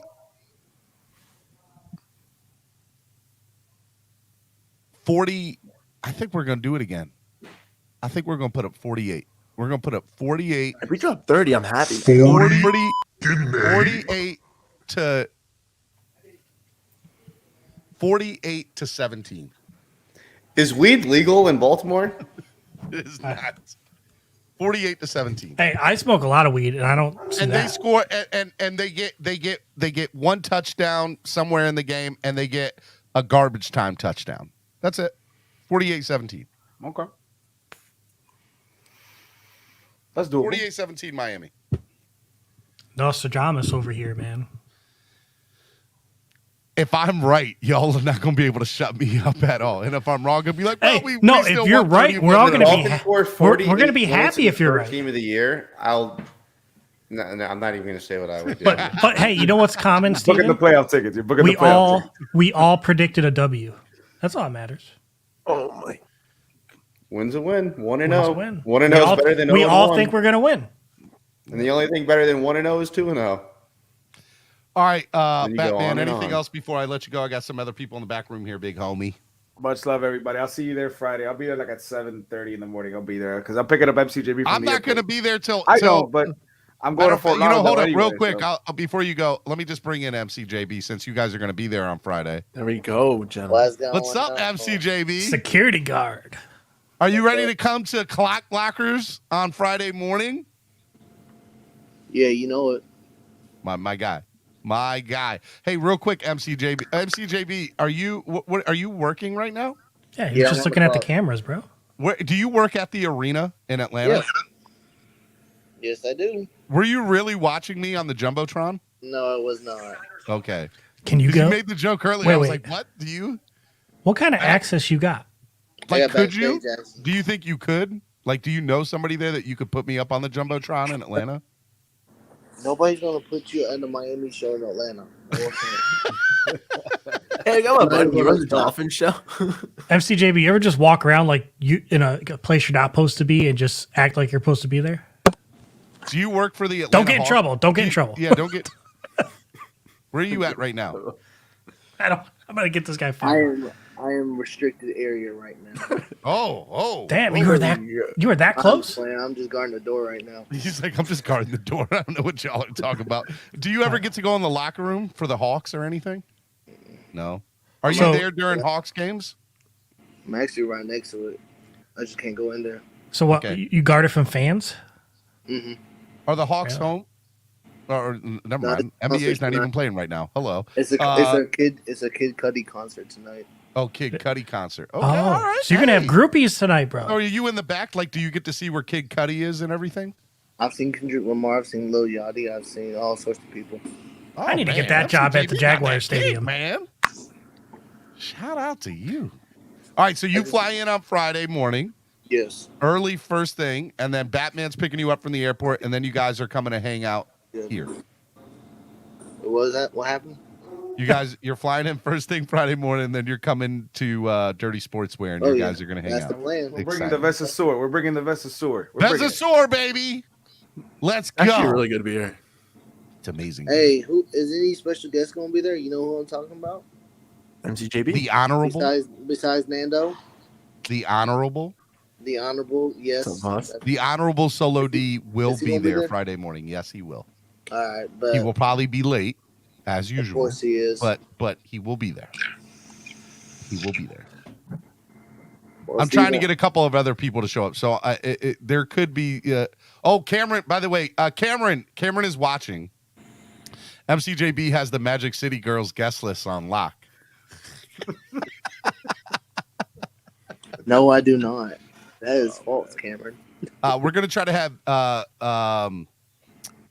couple special guests. I'm trying to get Cameron to get a couple people to come through there. But Cameron, matter of fact, all right, guys, Batman, MCJB, anything else before I let you go? Much love, man. See you guys Friday. I love you guys. I'll Yeah, see you. we're I'll probably not see you winning. tomorrow. We're not winning by 40. We're winning by 50 points. See ya. Let's go, MCJB. That's why MCJB's my guy. Love you, man. All right, Be guys. good. All right. Easy, man. All right. 50 Cameron. points. Cameron 954. What is up, Cameron? Cameron, East I'm trying to 32. filter out some of this BS you're talking up in That's here. okay. That's all right. It's not me, is it? Cameron. No. Nicky has some beef with you. He wants to know why you haven't changed your name to East 22. No beef. Okay, I don't have beef. I just said for marketing purposes, for more people to show up, they have to know that it's East 22. He's giving me crap about East 32 and East 22. I was gonna be lost. Because Nando said he was looking for it and realized there was no East 32. When did the swap happen? Is this like So the the first swap happened a couple of years ago? Yeah, the swap happened 5 or 6 years ago. Oh, then they're used to it. Yeah, exactly. So we've been a brand for almost 10 years. And so I've got followers, people following us. Like they know where to find us. Yeah, I was just walking through the preseason, and I was just like looking. I was like, oh, I parked in this yellow lot, okay. And I was like, dang, I see 21, 22, like 20, 32's got to be around here. And then there is an East 32 in the yellow lot. So then my buddy was like, oh, maybe in the yellow. I was like, no, it's got to be the orange lot. And then Smokes today told me like, oh, they moved. We're pretty to 22. specific, on Tail Greeter and all at social media where we are in the orange lot under the East 22. Yeah, like when it's game day, it's pretty visible. Why didn't Steven back you up and come with the correct information? Like that's your Steven. fault. I asked a question like normal people do, and you didn't have the answers. Come on, Steven. And you sponsor them. So good job. Good job, Steven. You know the deal. Steven's just lost in his own mind up here.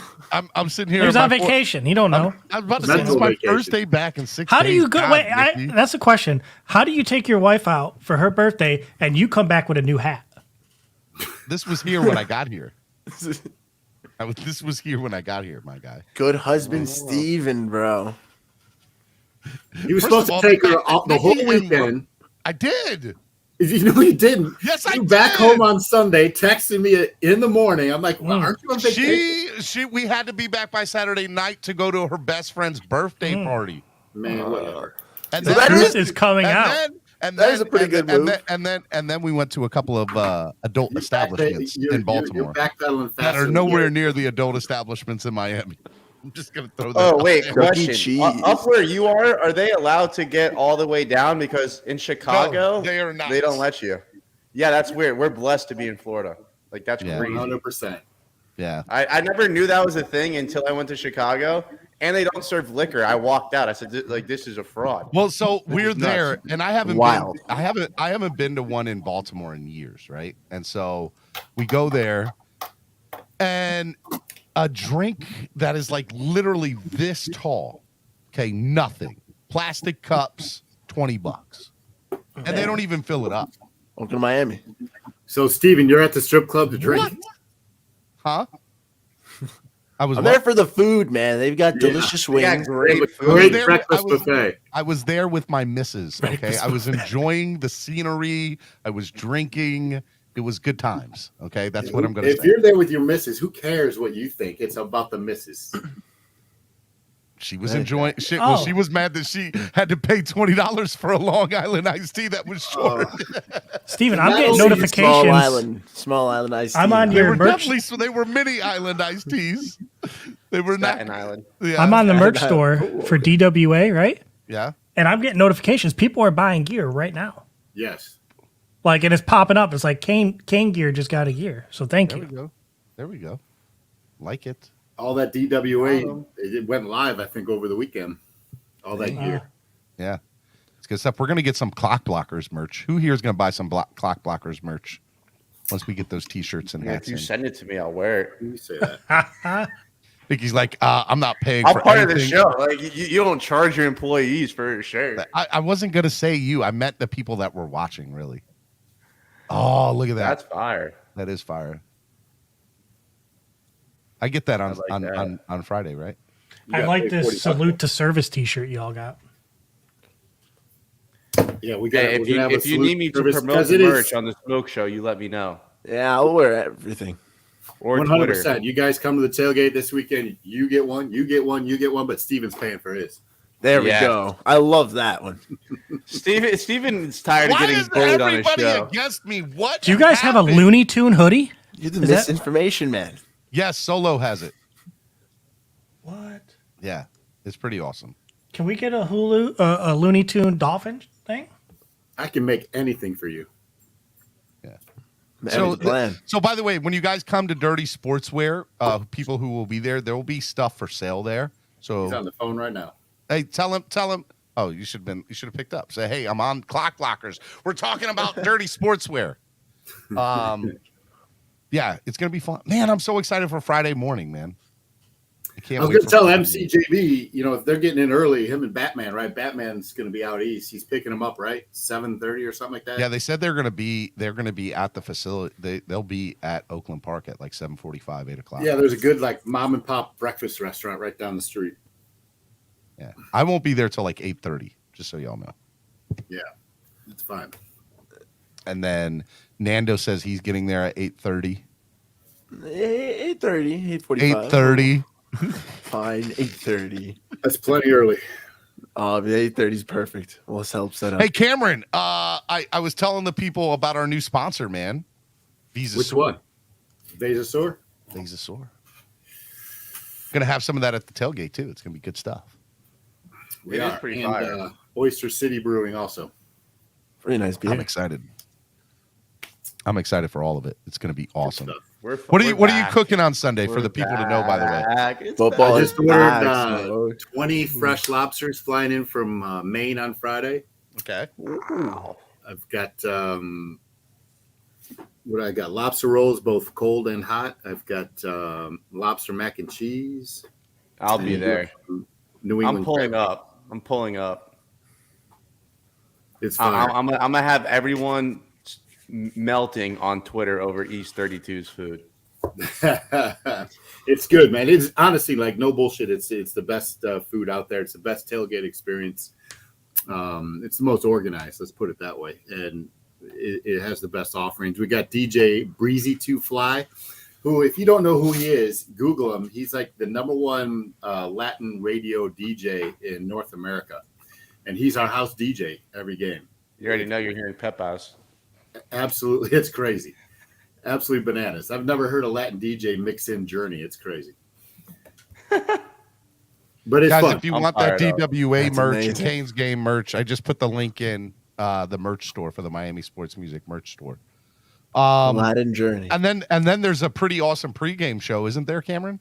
There's some Stephen D. This Stephen D. guy coming out there. He said from 10 to 12. He's going to be posted up doing the live spot from the tailgate. He's 32, and it's pretty fun, man. The tail greeter pregame show. Wait, what time does the gates open up? So the gates open up for the general public at 9 a.m., 4 hours before kickoff. Kickoff's at 1:10. I get there at 7:30. The gates open for the tailgaters just for row 209 and I think 206, because that's the two tailgate aisles. They open up for 8 o'clock for us. Okay. Keith asked, does the tailgate come with alcohol? Sir, just listen to how we answer this. All food and all beverage. It's all inclusive. It's all inclusive. Okay? That's how we will answer that. It's all inclusive.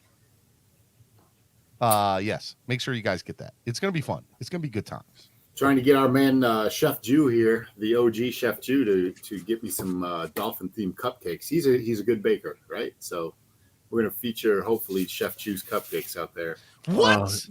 Good cupcakes. Chef Jew, are you coming on Friday morning? That would be awesome. Aldo I wish I had a cupcake right now. By the way, man. Aldo says he's going to try to bring some subs on Friday morning. Good, because I'm going to be hungry. Yeah, it's going to be good times. You're gonna eat Steven's sub? The spread kindness sub. Someone has to. We'll give it All a right, whirl. Cameron. Anything else before I let you go? I got. The only reason I came up here is that I got your stand in the mail just now. Amazon you did? just delivered it. Yeah. Awesome. I'll see you guys Friday. So you'll have to fit that in the truck along with me and my bag full of gear. I'm So strapping you to the hood just like a dead deer. There is one with Looney Tunes already, Cameron. But it doesn't say Dirty Sports on it. It says Dolphins with attitude. It says DWA. Made by Dirty Sports. No, it literally says Dolphins with attitude. Hey, did you tell them about Thursday also? No, I did, but why don't you go ahead and promote it, because I have. There you go. This is going to be fun. This is going to be fun. So my niece, that's my niece, and she won F-Boy Island on HBO Max. If you're not familiar with it, Oh, she won the whole thing? She won the whole thing. Go down the rabbit hole. It's 8 episodes, and it's pretty crazy. But she agreed to come on for 15, 20 minutes and give her picks every Thursday throughout the year. And we're going to match her picks against, the Vegas guys and Nicky's picks too. Nicky's going to go against them. There you go. Nicky Yo, smokes. Nando DM'd me. If I lose to her, like I have no credibility anymore. I will tell you First this. 1v1. She knows absolutely zero about pro football too. That's the beauty of this. I think it's going to be fun. I think it'll be really good. Great. You know that gets me so nervous because the people that don't know and pick blindly. That's what I'm they saying. Can just outdo you. They can, Right, and then you just feel like an idiot. Cameron, what did the winner? It's like shot, right? What did she get for winning the show? She's probably like, "Oh, I like the name Falcon better. Yeah, I'll take Falcon. Well, I do like the Falcons, but you know what I mean. Like you just pick random ass team. Betting. Football innocence is the best betting, man. A nice paycheck, Roach. Oh, that's what it was. Was it a cash prize? Yeah, 100K. Wow, I'd take 100K. Yeah. And now she's coming. And now she's coming every Thursday on the Miami Sports Music's #1 Miami Fan Morning That's Show. worth $1 million K. It's priceless. Priceless. It's priceless. How She much goes is $1 from- million K? She goes. I want y'all to realize she went from HBO Max to Miami Sports Music. That's how great and awesome we are. I want to see her Let's go. tear it up. I want to see her go. That's one way to undefeated spin it, week one. Stephen D. It's going to be amazing. Is she going to be there on Friday? No. No. She's actually going to be on the show from New York City because she's got a fashion show in New York in Manhattan for Fashion Week this week. Is she coming to any so of she the went games? from HBO to Fashion Week to then Stephen D. No. She's going from HBO to Miami Sports Music back to Fashion Week. Gotcha. I wanted to say something. I but see no dips there. Steven. All illustrious organizations. Yeah. Way to go, buddy. What'd you say? No Coach? outliers on that one. And then I we're said gonna everybody needs community service for the resume, you know? are we gonna live stream the golf match on Friday afternoon? So I haven't even told people that. So I'm going golfing after the show with. And by the way, I haven't played golf in forever. Oh, here it comes already. I haven't even swung a golf club in forever. Flip-flopping. But Here it comes. it's gonna be me, Cameron, Eric, and Finn Sticky. I think. Eric area. Yeah. So here's what I want you to do, Steven. After you We'll play, also be there you for doing 18 holes? Yes. I Two guess. rounds? Yes. 2 rounds? One round. One 18 round? holes is one Okay. round. One Come round. on, Roach. And then I got want you to Nicky go. smoked. You're killing it. All right. So before you play golf, I want you to throw the football. Get an average distance, speed, velocity. After you play a whole round of golf, I want to see scientifically if it goes up or down. Okay? This is how much of a homer I am. I am coming in last on Friday. I'm coming Actually, in the top 4. I've seen people who don't Coming in golf the go top out 4. there and like shock everybody. I'm coming in the top 4. You could be the How guy. do you say Tamaris' last name, by the way? Cameron? Sepulveda. Definitely not me, man. I'm pretty bad. Tamaris. She grew up in the Bronx. Yes, she's lived with us for the past, I think, 12, 13 years now. Down here in South Florida. Is she going to be at any of the tailgates or the games? Yeah, 1 or 2. All right, awesome. Damn, Stephen D. I'm about to buy that hat right now. The one that I'm Looking wearing? at it. Yeah. I know. They just need a throwback Dude, logo. it's on it. fire. It's It is pissing me it is- off because like when I saw it come out on Twitter, I said this is the ugliest hat I've ever seen. But now I said like the it. same thing, and then I saw it up close, and I was like, "This is fire. This is hands down my favorite hat now, besides the Dirty Sports hat that I'm going to get on Friday, because I need some new Dirty Sports gear." They probably hired our pre-Tyreek Hill media team to take the photos of that hat. But if Did they you would have see waited for him to did you get see the here, crucial he would have catch edited hats? it and Those fixed are it. terrible. Actually, I I like like those. them. I like those hats. Because I like wearing hats backwards, You're gonna and be there's some my hat orange. model. You're just There's gonna buy orange in every it. hat that I want, and Dude, I'm gonna see it on my your hat game is on lock. You have to admit, I got pretty good hat. Hey, game. Yeah, you got. Some they hats. sent me 2 hats. Fanatics did for my birthday. I ordered one. They sent me They put 2 hats in the box. For They some put reason. 2 hats in the Really? box. I haven't. What? The other. It's still in plastic. They're They identical. gave you a free hat. Not on cool. purpose. I He think even it got was on slighted. accident. He only got I 1. feel sometimes I bought 3 hats, and I got 3 hats. And he got 2. I got 3. I'm gonna hit them up for a promo code because I buy too much stuff, and then when I wear it, everyone's like, "Yo, where'd you get that? Where'd you get that?" I'm like, it's all on Fanatics. Like anything that I get is off of Fanatics. I don't think I buy from back in anywhere like the 90s. I bought. It would I probably bought be this from New Era. QVC or I bought this from New HSN Era. because my grandma was always buying me stuff. I'm gonna wear a new hat tomorrow and a new hat on Thursday. Which they still do that, by the way.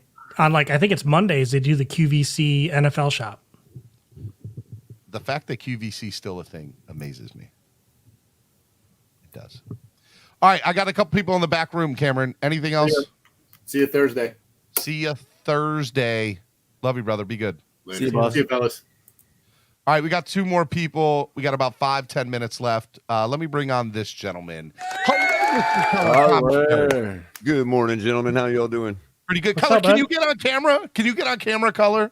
We don't want you to be I'm the only not- person not on camera. I'm not quite disposed. to You're do that okay. right at the All moment. right. Quit being All creepy, right, Steven. Color. You're being creepy. sorry. I'm I not just like wanna- crypto or anything, but Yeah, where you're in the bathtub. Oh, I not got that. quite, but I got do that. watch some. I watch sometimes in the bathtub. So, like, I told Color that usually he has smokes is on when I'm in the equivalent- bathtub. What'd you say? Really? What'd you say? Yeah. yeah, I came on exclusively to show. thank Nicky Smokes for the kind comments yesterday. I said that his voice, like his radio voice, is equivalent to Adele. Wow. It is That's nice and a- smooth. And at first I said Rihanna, but then I said Adele has a better voice. Oh, And, I like, thought you said Kohler Dell, has- like a Dell computer. Well, you better watch My out. bad. Riri's gang is going to come I get have you. been told Barry White too. like Kohler just has that voice. He's got the voice. He's That's got, like- he's got the Adele. So you're voice saying of he has a radio. face for radio, is what you're saying? I've never That I seen do Kohler's have. face. No, but that's the whole point of it. A face for radio is like you don't Right, hear- is your voice. Yes. Right. Yes. Thank you. Again, Kohler's That went voice right by is you, the bro. Adele of sports radio. Steven, it went by me my first day at takes FIU turn out to radio. be as good Maybe as 2 my years. voice, you know. What'd you say, Nando?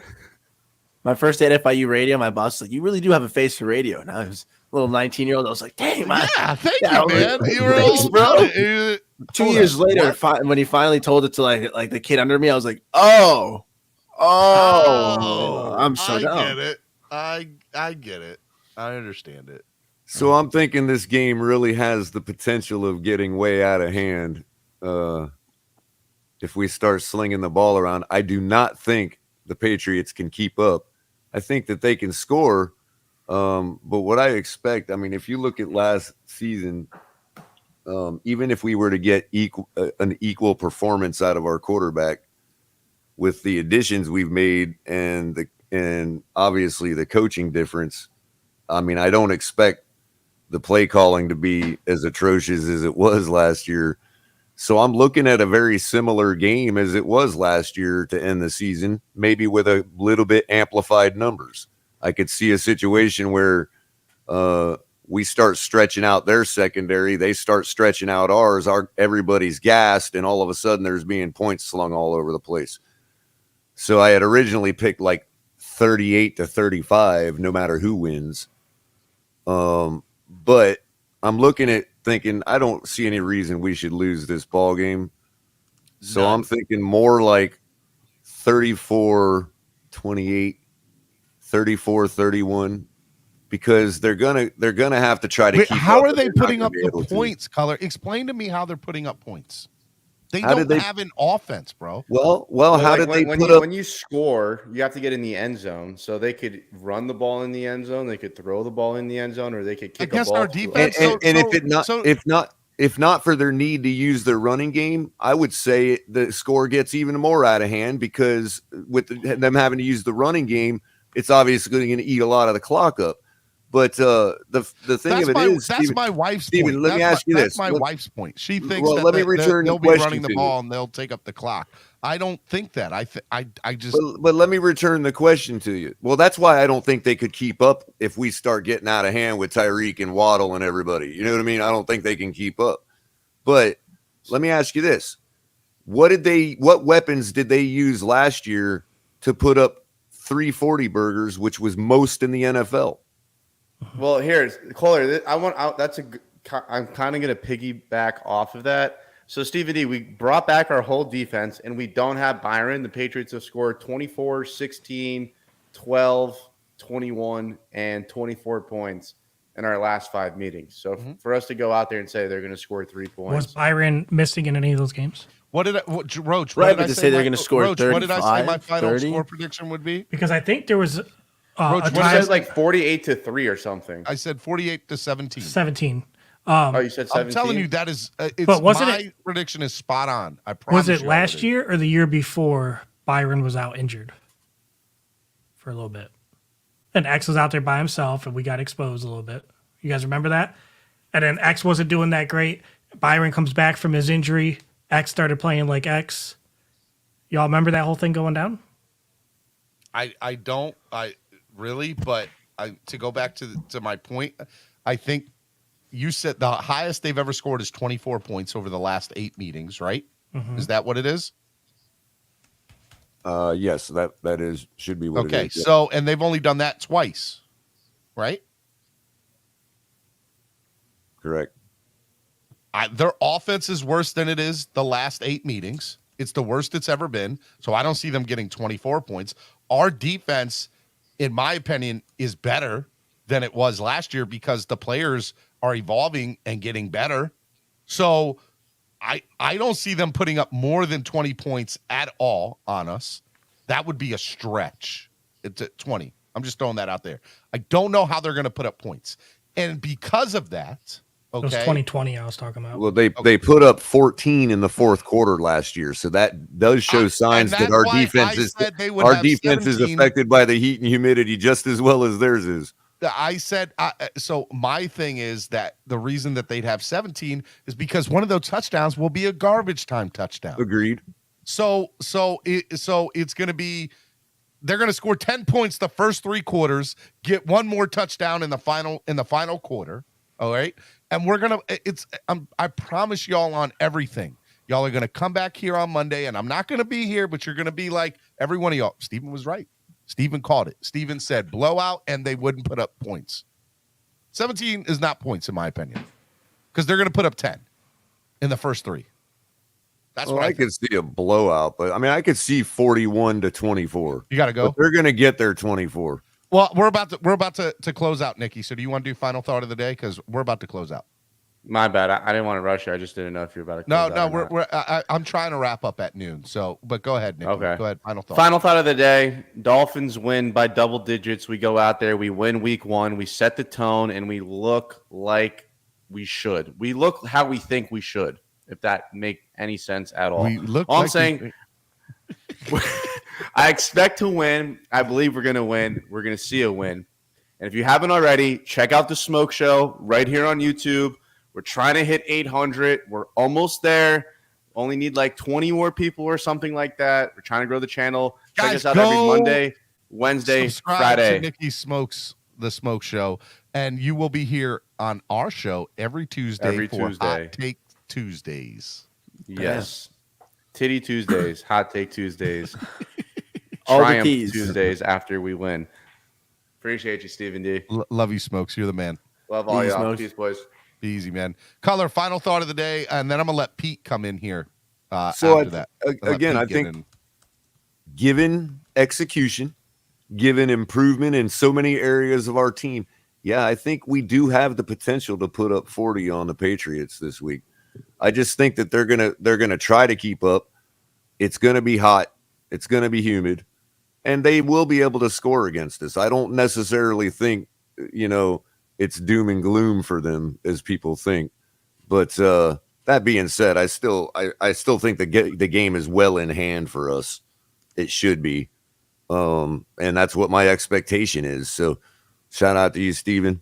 Catch me on Saturday morning, bro. I'm gonna be doing a early pregame for this week, and also some fantasy picks on Daily Fantasy. Is that Saturday or Sunday? There we go. Well, Color. I got normal color commentary on Thursday night, but I'm gonna add coffee with a cup of color on Saturday mornings. Ooh, just to I get like everybody the coffee with stirred up for the game action on Sunday. See, You know I what I mean? like Get a it. little I like stirred it. up color. Okay. I like it. Check that out. We'll be, like I said, I'll be previewing the game again. We'll go over what we need to do to beat them, what they'll have to do to beat us. I know it's not a conversation people like to have, and then again, I'm also going to get the audience to help me finalize some free DFS lineups. We'll have fun with it.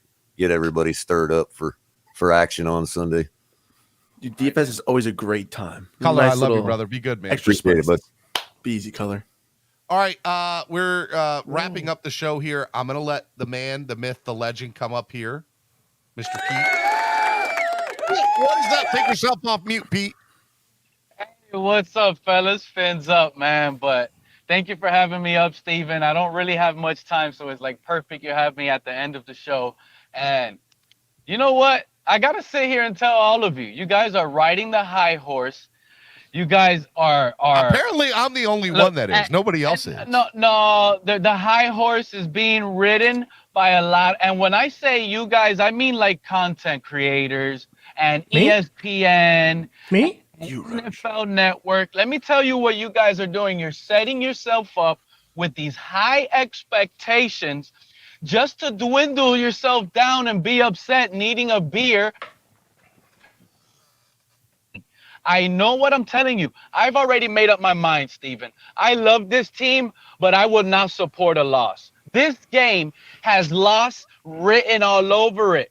It really does. And I hate to be the guy that wakes this fan base up. I really do. But at the end of the day, we have to take what we have into consideration. Do you remember Ryan Fitzpatrick with the worst roster in the Dolphins history, blowing out Jimmy G and the 49ers Kyle Shanahan systems? It wasn't all Ryan Fitzpatrick. A lot of that was the scheme of the Patriots shutting down the Kyle Shanahans of the world, okay?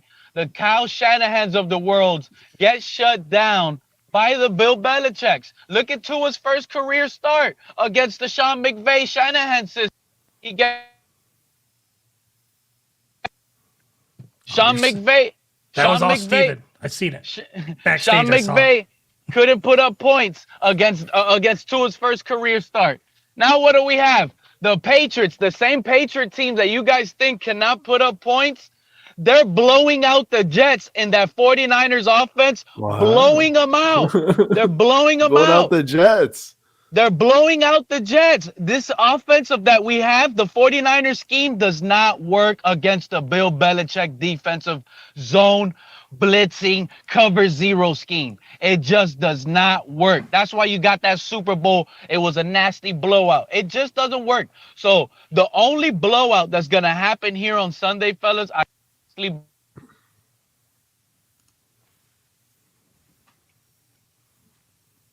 get ignored. I don't answer the phone when I'm talking Dolphins, man.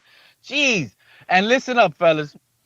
The only blowout that's going to happen on Sunday, more than likely, this game is going to be a 13-10 game. I hope you guys know that. It's going to be a 13-10 type game. That'd be so But if boring. there is a blowout, that's what you're going to get, Nando. Hey, I had Wake up already, 17-14. fellas. That's pretty close. That's exactly. You nailed it on the head.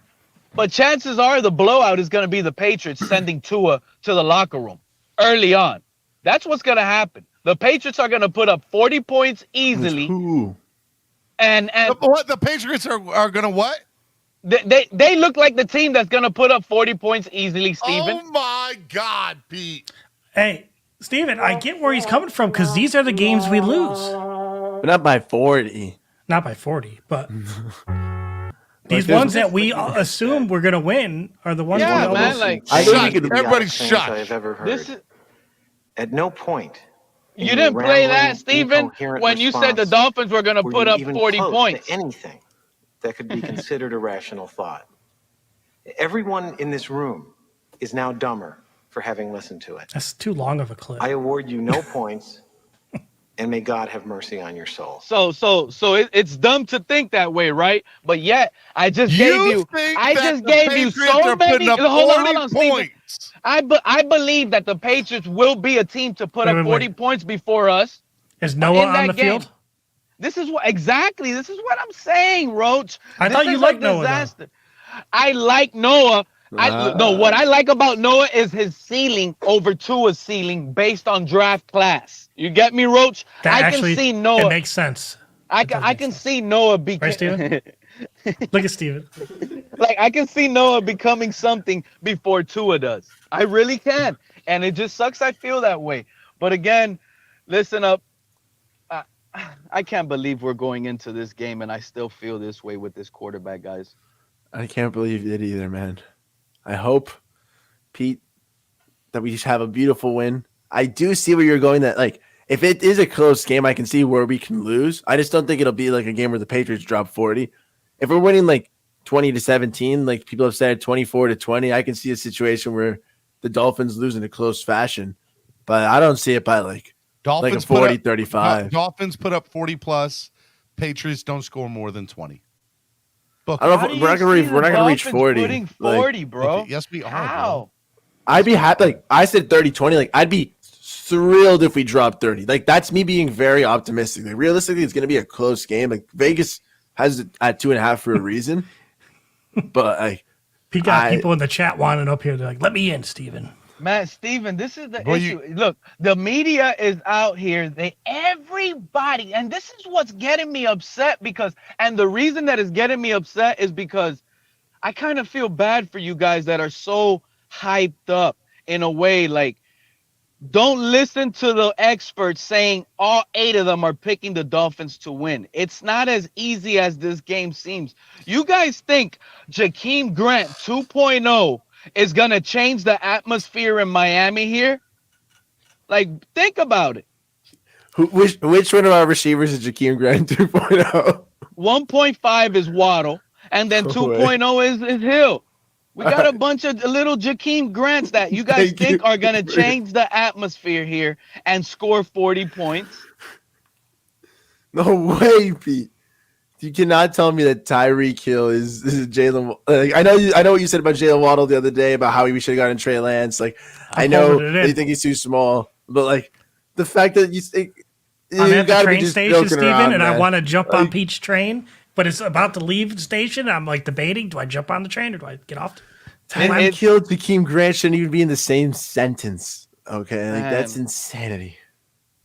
Hey, weirder stuff's happened. Look, is you done or is you finished? Is you done or is you finished? I I could keep going for hours, Steven, if I had a lot of time. Pete, you're impressive, bro. But here's like honestly, like it's. Phew. Did you just call Tyreek Hill Jakeem 2.0? That was crazy. You're a creative, wily man, bro. Swear, like there are plenty of. Am I back? I'm ignoring phone calls right now. I'm you're having a creative a good time dude, with bro. you guys. That one was good. There's so many things I want to say, and the number one like thing Steven, is speak your mind. Like, be real with yourself. Tell me what it is. Don't hide because we're on air. Say it with your chest out. Tell me. Because of Jakeem Grant gang over here, I love bro. you, Pete. That's all I know, and I feel like we should help people that have disabilities when they're not thinking straight. And I worry. I worry about you, Pete. I worry about you, man. I you know what it is? I worry about myself sometimes, Steven. I gotta admit. All right. It is. As long as you tell me that, that makes perfect sense now. Pete's American's like, what am I doing? On no monogamy on the squad. That Tyreek Hill is Jakeem Grant 2.0. That is the wildest 1.5 I have ever heard. I can't believe that you said that. I'm sorry, Steven, until I see it in a Dolphin uniform. Oh, my God. Riding the waves like a pack of dolphins do in the ocean and looking beautiful on the field, then it's hard to trust. It is hard to trust. And you know it, Steven.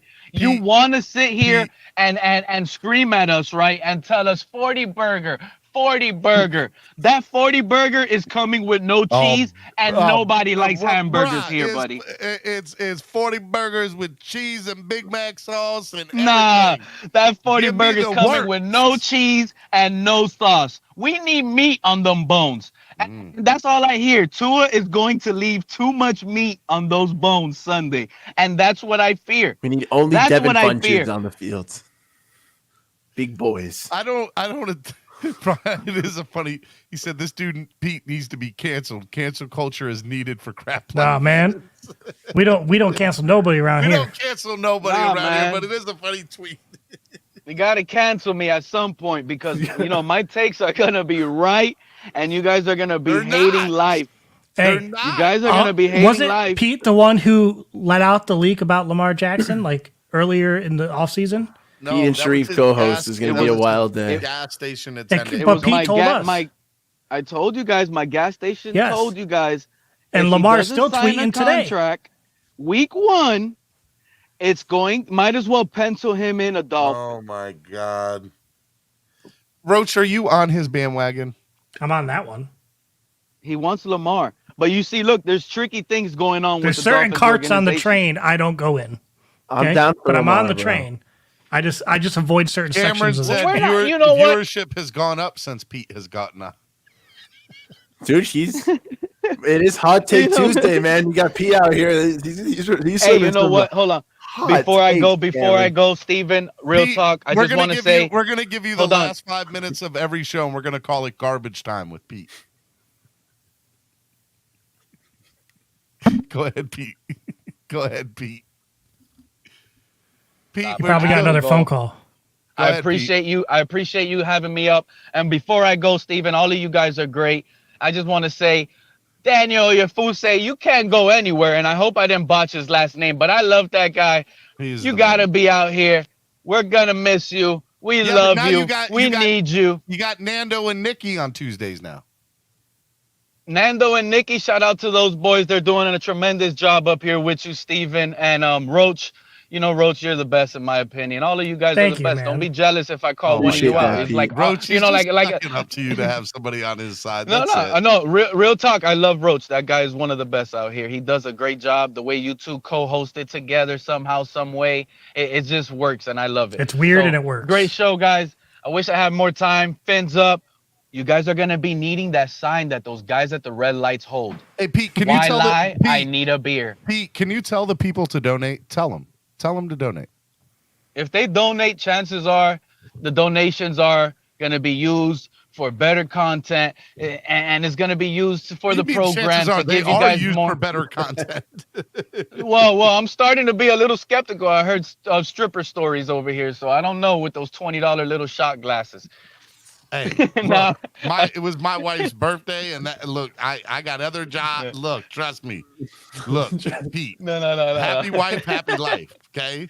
You're 100% spot on that one, Steven. That's exactly why I wish I had more time, because we got to be out here with the family. Stay blessed. You guys stay loyal to this team, no matter what I say. Okay. Take care. Be easy, Pete. All right. Well, you know what? Why not? Why not one more person? Why not? Oh Why my not? God. You're gonna hold on. I'm not ready. I'm ready.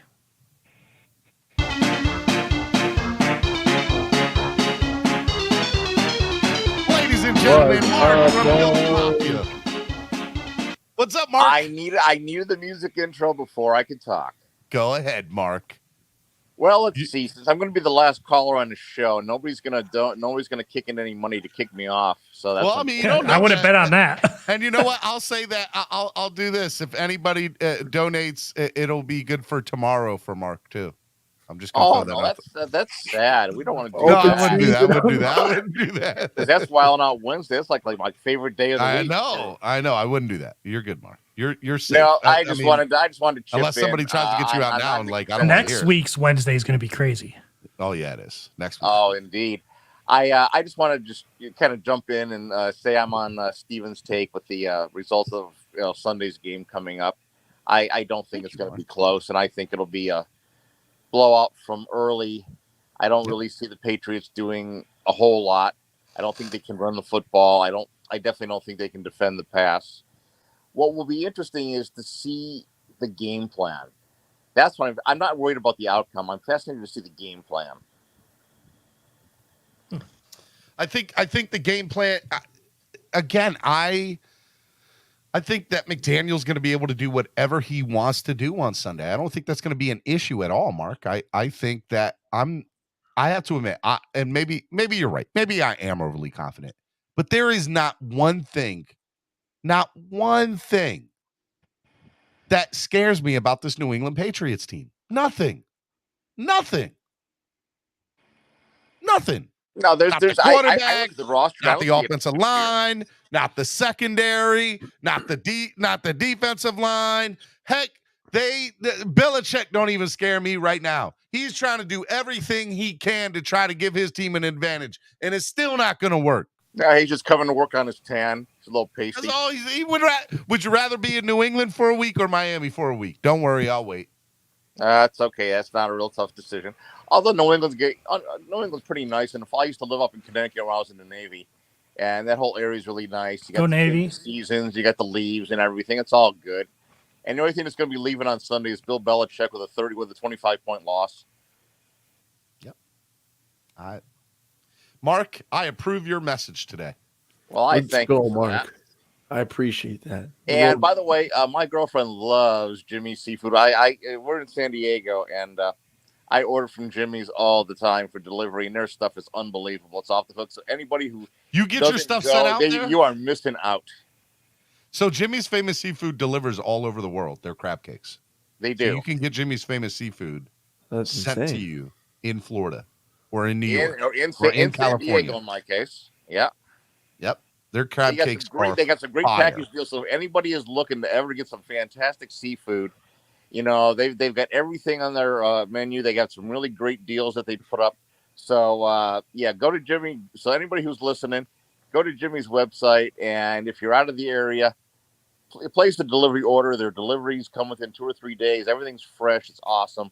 And Steven, I wish I could be there for that game because I would go. It's gonna be fun. It's gonna be a good time, man. At the Saturday night. That Saturday night at Jimmy's is gonna be fire. It's gonna be awesome. It's gonna be good times. As a matter of fact, if you guys are thinking about coming, we are doing. I got about 20 slots left for this thing, or 25 slots left. Baltimore beatdown 2022. 2 VIP tailgate passes and 2 tickets for the game. $25 per slot. Got 50 slots available. When you donate, you can only donate through Cash App or PayPal, and put Baltimore beatdown giveaway. I'm gonna do the thing either at the end of this week or early next week. I'm not sure yet. It depends on how quickly I get this thing filled up.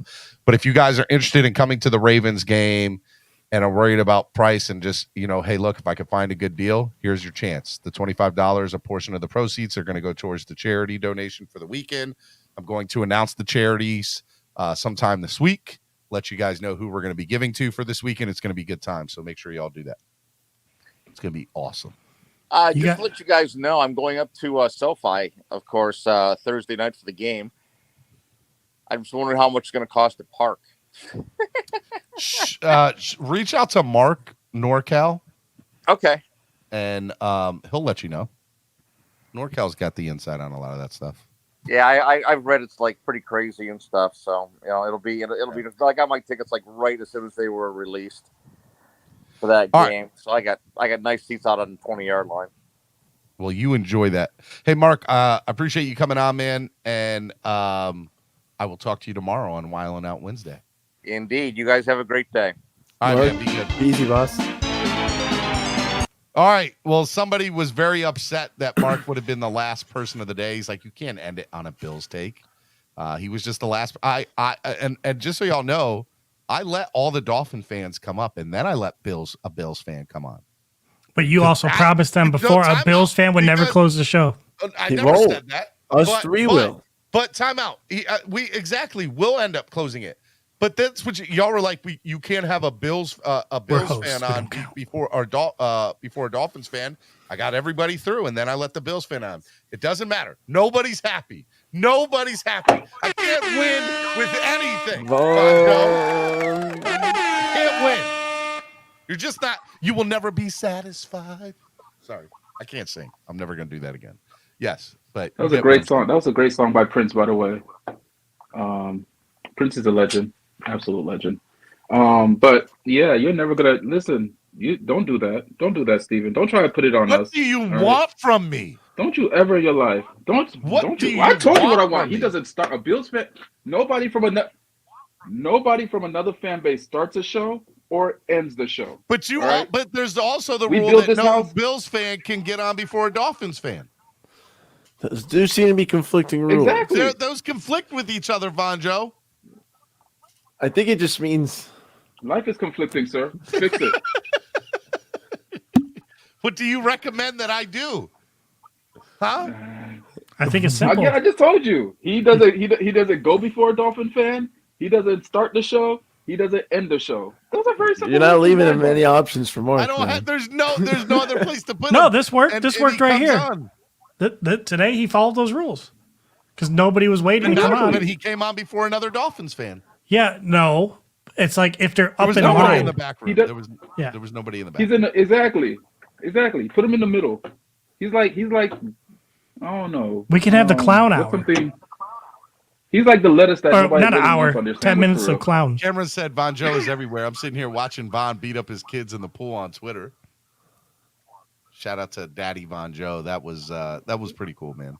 Daddy Vaughn. Yeah, listen, my older son challenged me to Street Fighter fight, so I had to teach him. You were like, how I you don't get want down. to challenge the old man. Let's go.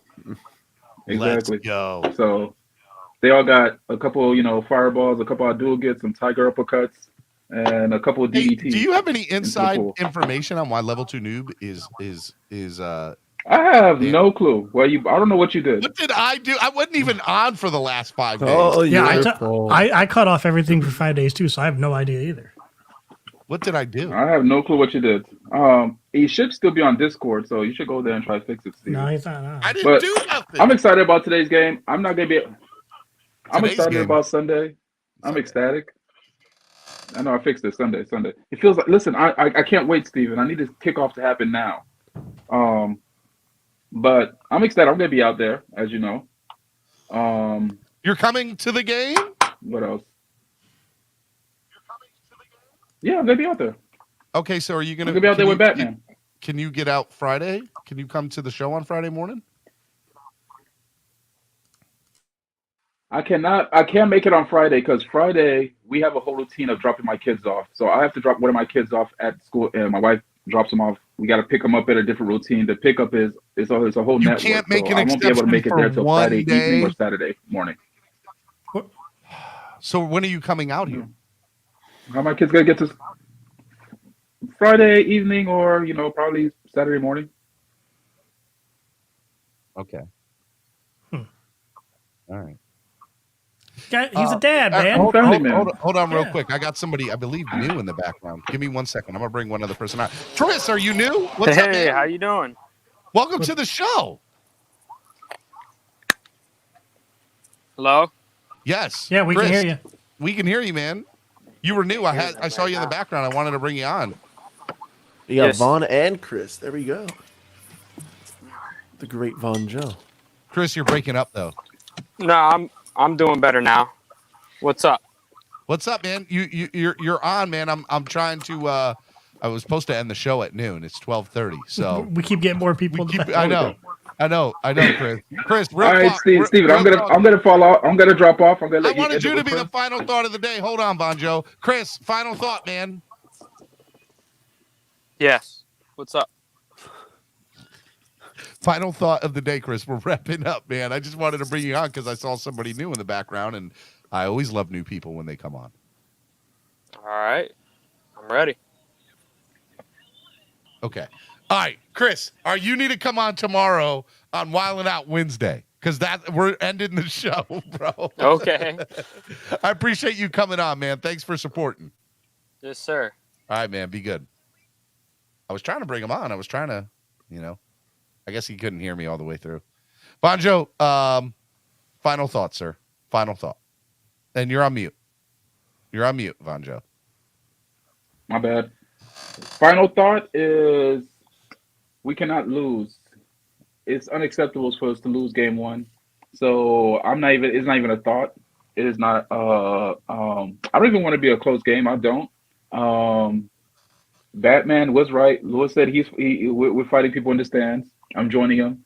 And I'm treating people like I was treating my kids in the pool, but this time it's gonna be on pavement. Listen, I refuse for this to be a close game. I refuse. We need to really get. The thing is, plain and simple, guys. We had 2 years of slow start, so this cannot be another slow start. All right, plain and simple. We cannot have another slow start, especially with what's forecasted. Where we have, if we struggle in the beginning, we're gonna struggle at the end, because the beginning and the end is the same thing. We just got that little break in the middle where we play some layup teams. So, yeah, we got to blow them out. I'm not even gonna say a blowout. I'll take a double-digit win, and I'll be happy with that. Amen. I will see. So you're going to be here on Saturday night? Saturday morning. I should be there by then. All right. Well, let me Friday know. night, Saturday. You know what? I'll call you as soon as I get down there. How about that? Hey, you know what you should do? What? You should call me when you get down here. I love you, Von Joe. You're the man. I'll call you from. How about I'll call you? I'll call you from Coco's. Meet me there. Get out of here, bro. But yeah, man. Fins up, guys. Fins up. All right. Fun. G says final thought: $100 on Clock Blockers will extend the show 1 hour, but Steven has to tune his race car and get his toes and nails. What? No, I got other stuff to do. I got another job that actually pays for the bills. Donate to the channel, by the way. Help the channel grow. Damn. Let's go. All right, Nando. Final thought of the day. A matter of fact, Roach, give me some background music, Roach. Miami Sports Music's #1 Miami fan morning show, Clock Blockers, right here on the Miami Sports Music Podcast Network. It has been a great Hot Take Tuesday. A lot of fun. My man Nando Talk. My man The Smoke Show was in the building today. Boom. Joe in the building, #1 producer. You gave yourself an applause. I like it. Good job. Nando, final thought of the day, sir.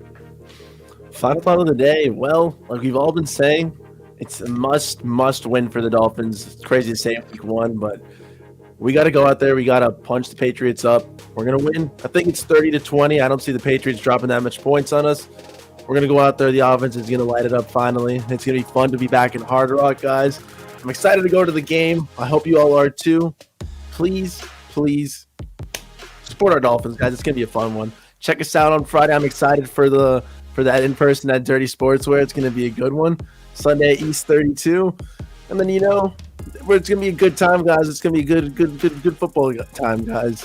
You guys got to pull up, help support the Fins. Get those little vibes, guys. And next Monday, you're going to be hosting. There we go. I will be Roach. hosting next Monday. Me and Roach, so it'll be a good time for Victory Monday. If you want to check out more positive vibes, you gotta subscribe to me at Nando Talk. We are almost at 350, so that would really help out, guys. I'd appreciate that. I got an awesome 1.5-hour episode I just dropped yesterday with a great interview. It's pretty cool. So check it out. It'll be a fun time, guys. And I'd love to keep spreading the positive vibes. Thanks for giving me the opportunity, Steven. Mr. Roach, you're always the man, the #1 producer in the land. And it's always a fun time, bro. Roach, final thought of the day, good sir. Well, I can't wait for Victory Monday because then we can also talk about the Syracuse Orange. It's going to become the Syracuse show. I'm going to tune in when I land, and there's going to be 12 viewers. And I'll be like, what happened, guys? Syracuse season. We decided to talk about Syracuse for 7 hours. We're going to wait till the peak also. And lacrosse. Oh, you like lacrosse too? It's over. I played lacrosse my whole childhood, man. Oh my god, I got into it. The goal of this show is to get the most people watching, not lose listeners. You guys, that's the #1 growing sport in America. Fastest growing sport, man. Come on, bro. Anyway. But my final take would be we're gonna win, and it doesn't matter who our quarterback is for this game. We're gonna win. I hope you all enjoyed today's show. It was a lot of fun. My final thought of the day is the Dolphins are going to be eating 40 burgers come Sunday, and all of us fans are going to be eating 40 burgers. And y'all are going to come up here, and you're going to be like, Steven, you were correct. You were right, Steven. You're right. How big's a 40 burger? Is that like a quarter Anything pounder? Above 40 a points. Double quarter pounder, a Big Mac? Oh, bro. A 40 burger is like a Mondo burger on Good Burger. Okay. Because the trick is you ordered a double quarter pounder with cheese and you add mac sauce to it. You get way more meat. That's good. That's good okay, stuff. that sounds yummy. I know. No, or you could just say I want a Big Mac with quarter pounder meat. I didn't gain 60 pounds the last 2 years just eating chicken sandwiches, bro. You say I want a Big Mac burger, but I want the quarter pounder beefs. Yeah, but I don't need the middle burgers. bun. I don't need the middle bun. Because the middle burger makes a big difference, I guess, right? The middle bun is The pointless. middle bun. Pointless. Let's go, Miami. I'm super excited for this week. This week's going to be a lot of fun. Tomorrow's Wildin' Out Wednesday. For those of you who don't know, have never been on the show before, it is the best, wildest, craziest day for fans on podcasting on all YouTube platforms. We bring up as many people as we can up here and we go ham. It's awesome. And then Thursday is going to be a lot of fun. Why is Thursday going to be a lot of fun? Because I got my girl Tamaris is coming. She's going to hang out each and every Thursday for about 30, 45 minutes. 15, 20 minutes, whatever. She's going to come out, give her celebrity NFL weekend picks. She's the winner of F-Boy Island on HBO Max season 2.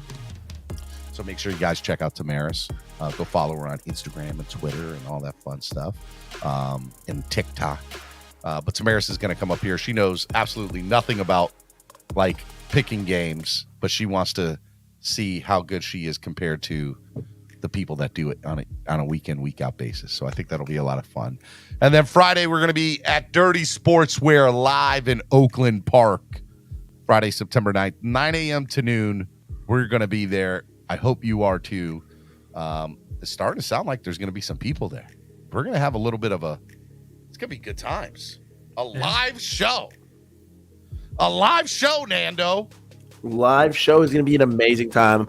I've never done like a live show with that many people. I've done with one of my buddies, but this is gonna be a pretty cool experience, man. Thanks for having me out there.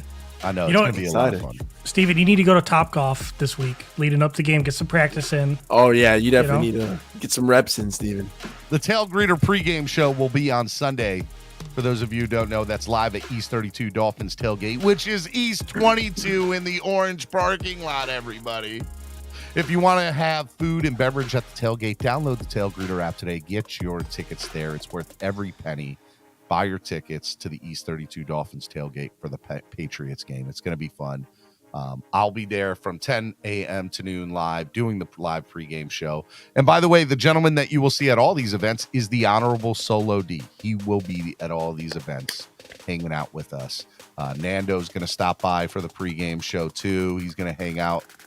It's going to be good times. So we got a big show. This is the type of stuff that I wanted to do. I wanted to immerse the experience of being a Dolphins fan to the people that don't get a chance to come on a week in, week out basis. Right. So that's what I want to do. I want you guys to come here, and I want you guys it's gonna be an epic time, man. Well, that's what I wanted to do, man. There are a lot of people that don't get the opportunity to travel or come to a game. And so this is an opportunity for those people to come and immerse themselves in the experience virtually by having the show at Dirty Sportswear live on Friday, by doing the live pregame show at the tailgate. For the people that don't get a chance to be there, what are you doing for getting ready for Sunday morning? You might be cleaning your house, maybe watch, but now you get 2 hours of the tailgate in your home, on your computer, on your tablet. That's awesome. Where else do you get that? You don't get that anywhere else except Miami Sports Music Podcast Network. So subscribe. Soaking the vibes. Subscribe. We are trying to get to 10,000 subscribers before week 4 of the NFL season. So please subscribe to the channel.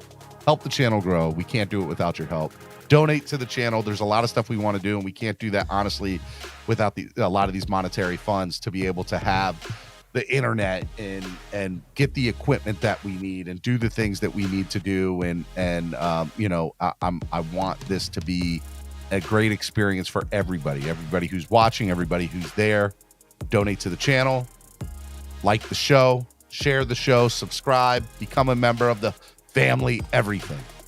This is a network made by a fan for the fans. And Patreon soon. Patreon's coming soon. Yes. Patreon is coming soon. So I am excited about that. All right. That's been a show. I gotta learn to end the show at noon. It's so tough. I gotta get better on that. But I have so much fun hanging out with you guys. I'm sorry, Nando. It's all good, man. I'm We'll getting figure it ideas out. for segments, man, like Roach's bedtime stories. Roach's bedtime. Alex's bedtime stories. I will only. Where's agree. that guy? Where's Alex? Nando, did you see Alex fall asleep on the panel? Were you here that day? Yeah, Alex fell asleep on the panel. Like for a good 45 minutes, just snoring in the background. Snoring in the background. Ouch. I will only do Roach's bedtime stories if Color will be the voice of the bedtime stories. That'd be So I write it and make Caller read it? Exactly. I write it while I'm stoned. Then Caller has to tell the story. At your creative This peak, and then you have Color just read it through. This is Color's Gorgeous. bedtime stories. I come up with some good stuff when I'm written stoned, man. by Roach. Exactly. It'd be like those little sleep apps, you know? So there's a really cool sleep app that has Matthew McConaughey's voice. That's what I'm saying. It's like, really good. You need that level of like I've seen the one like Matthew McConaughey voice. Like We're gonna take a dive. some of the guys from Game of Thrones, and you got Color up there. That'd be a And for everybody who doesn't know, the chat is the best place in the world. The chat wants their respect. I will give the chat their respect. The chat is its own world, its own thing, and you all in the chat are awesome. Where's it at? Where's the yeah, there we go. The chat is awesome. One more time, Roach. Ding, ding, ding, ding. You guys are awesome in the chat. We love you guys. All right. I think that's a wrap for the show. So tomorrow, Wildin' Out Wednesday, right here on the Miami Sports Music Podcast Network. We'll see y'all tomorrow. Peace. Later.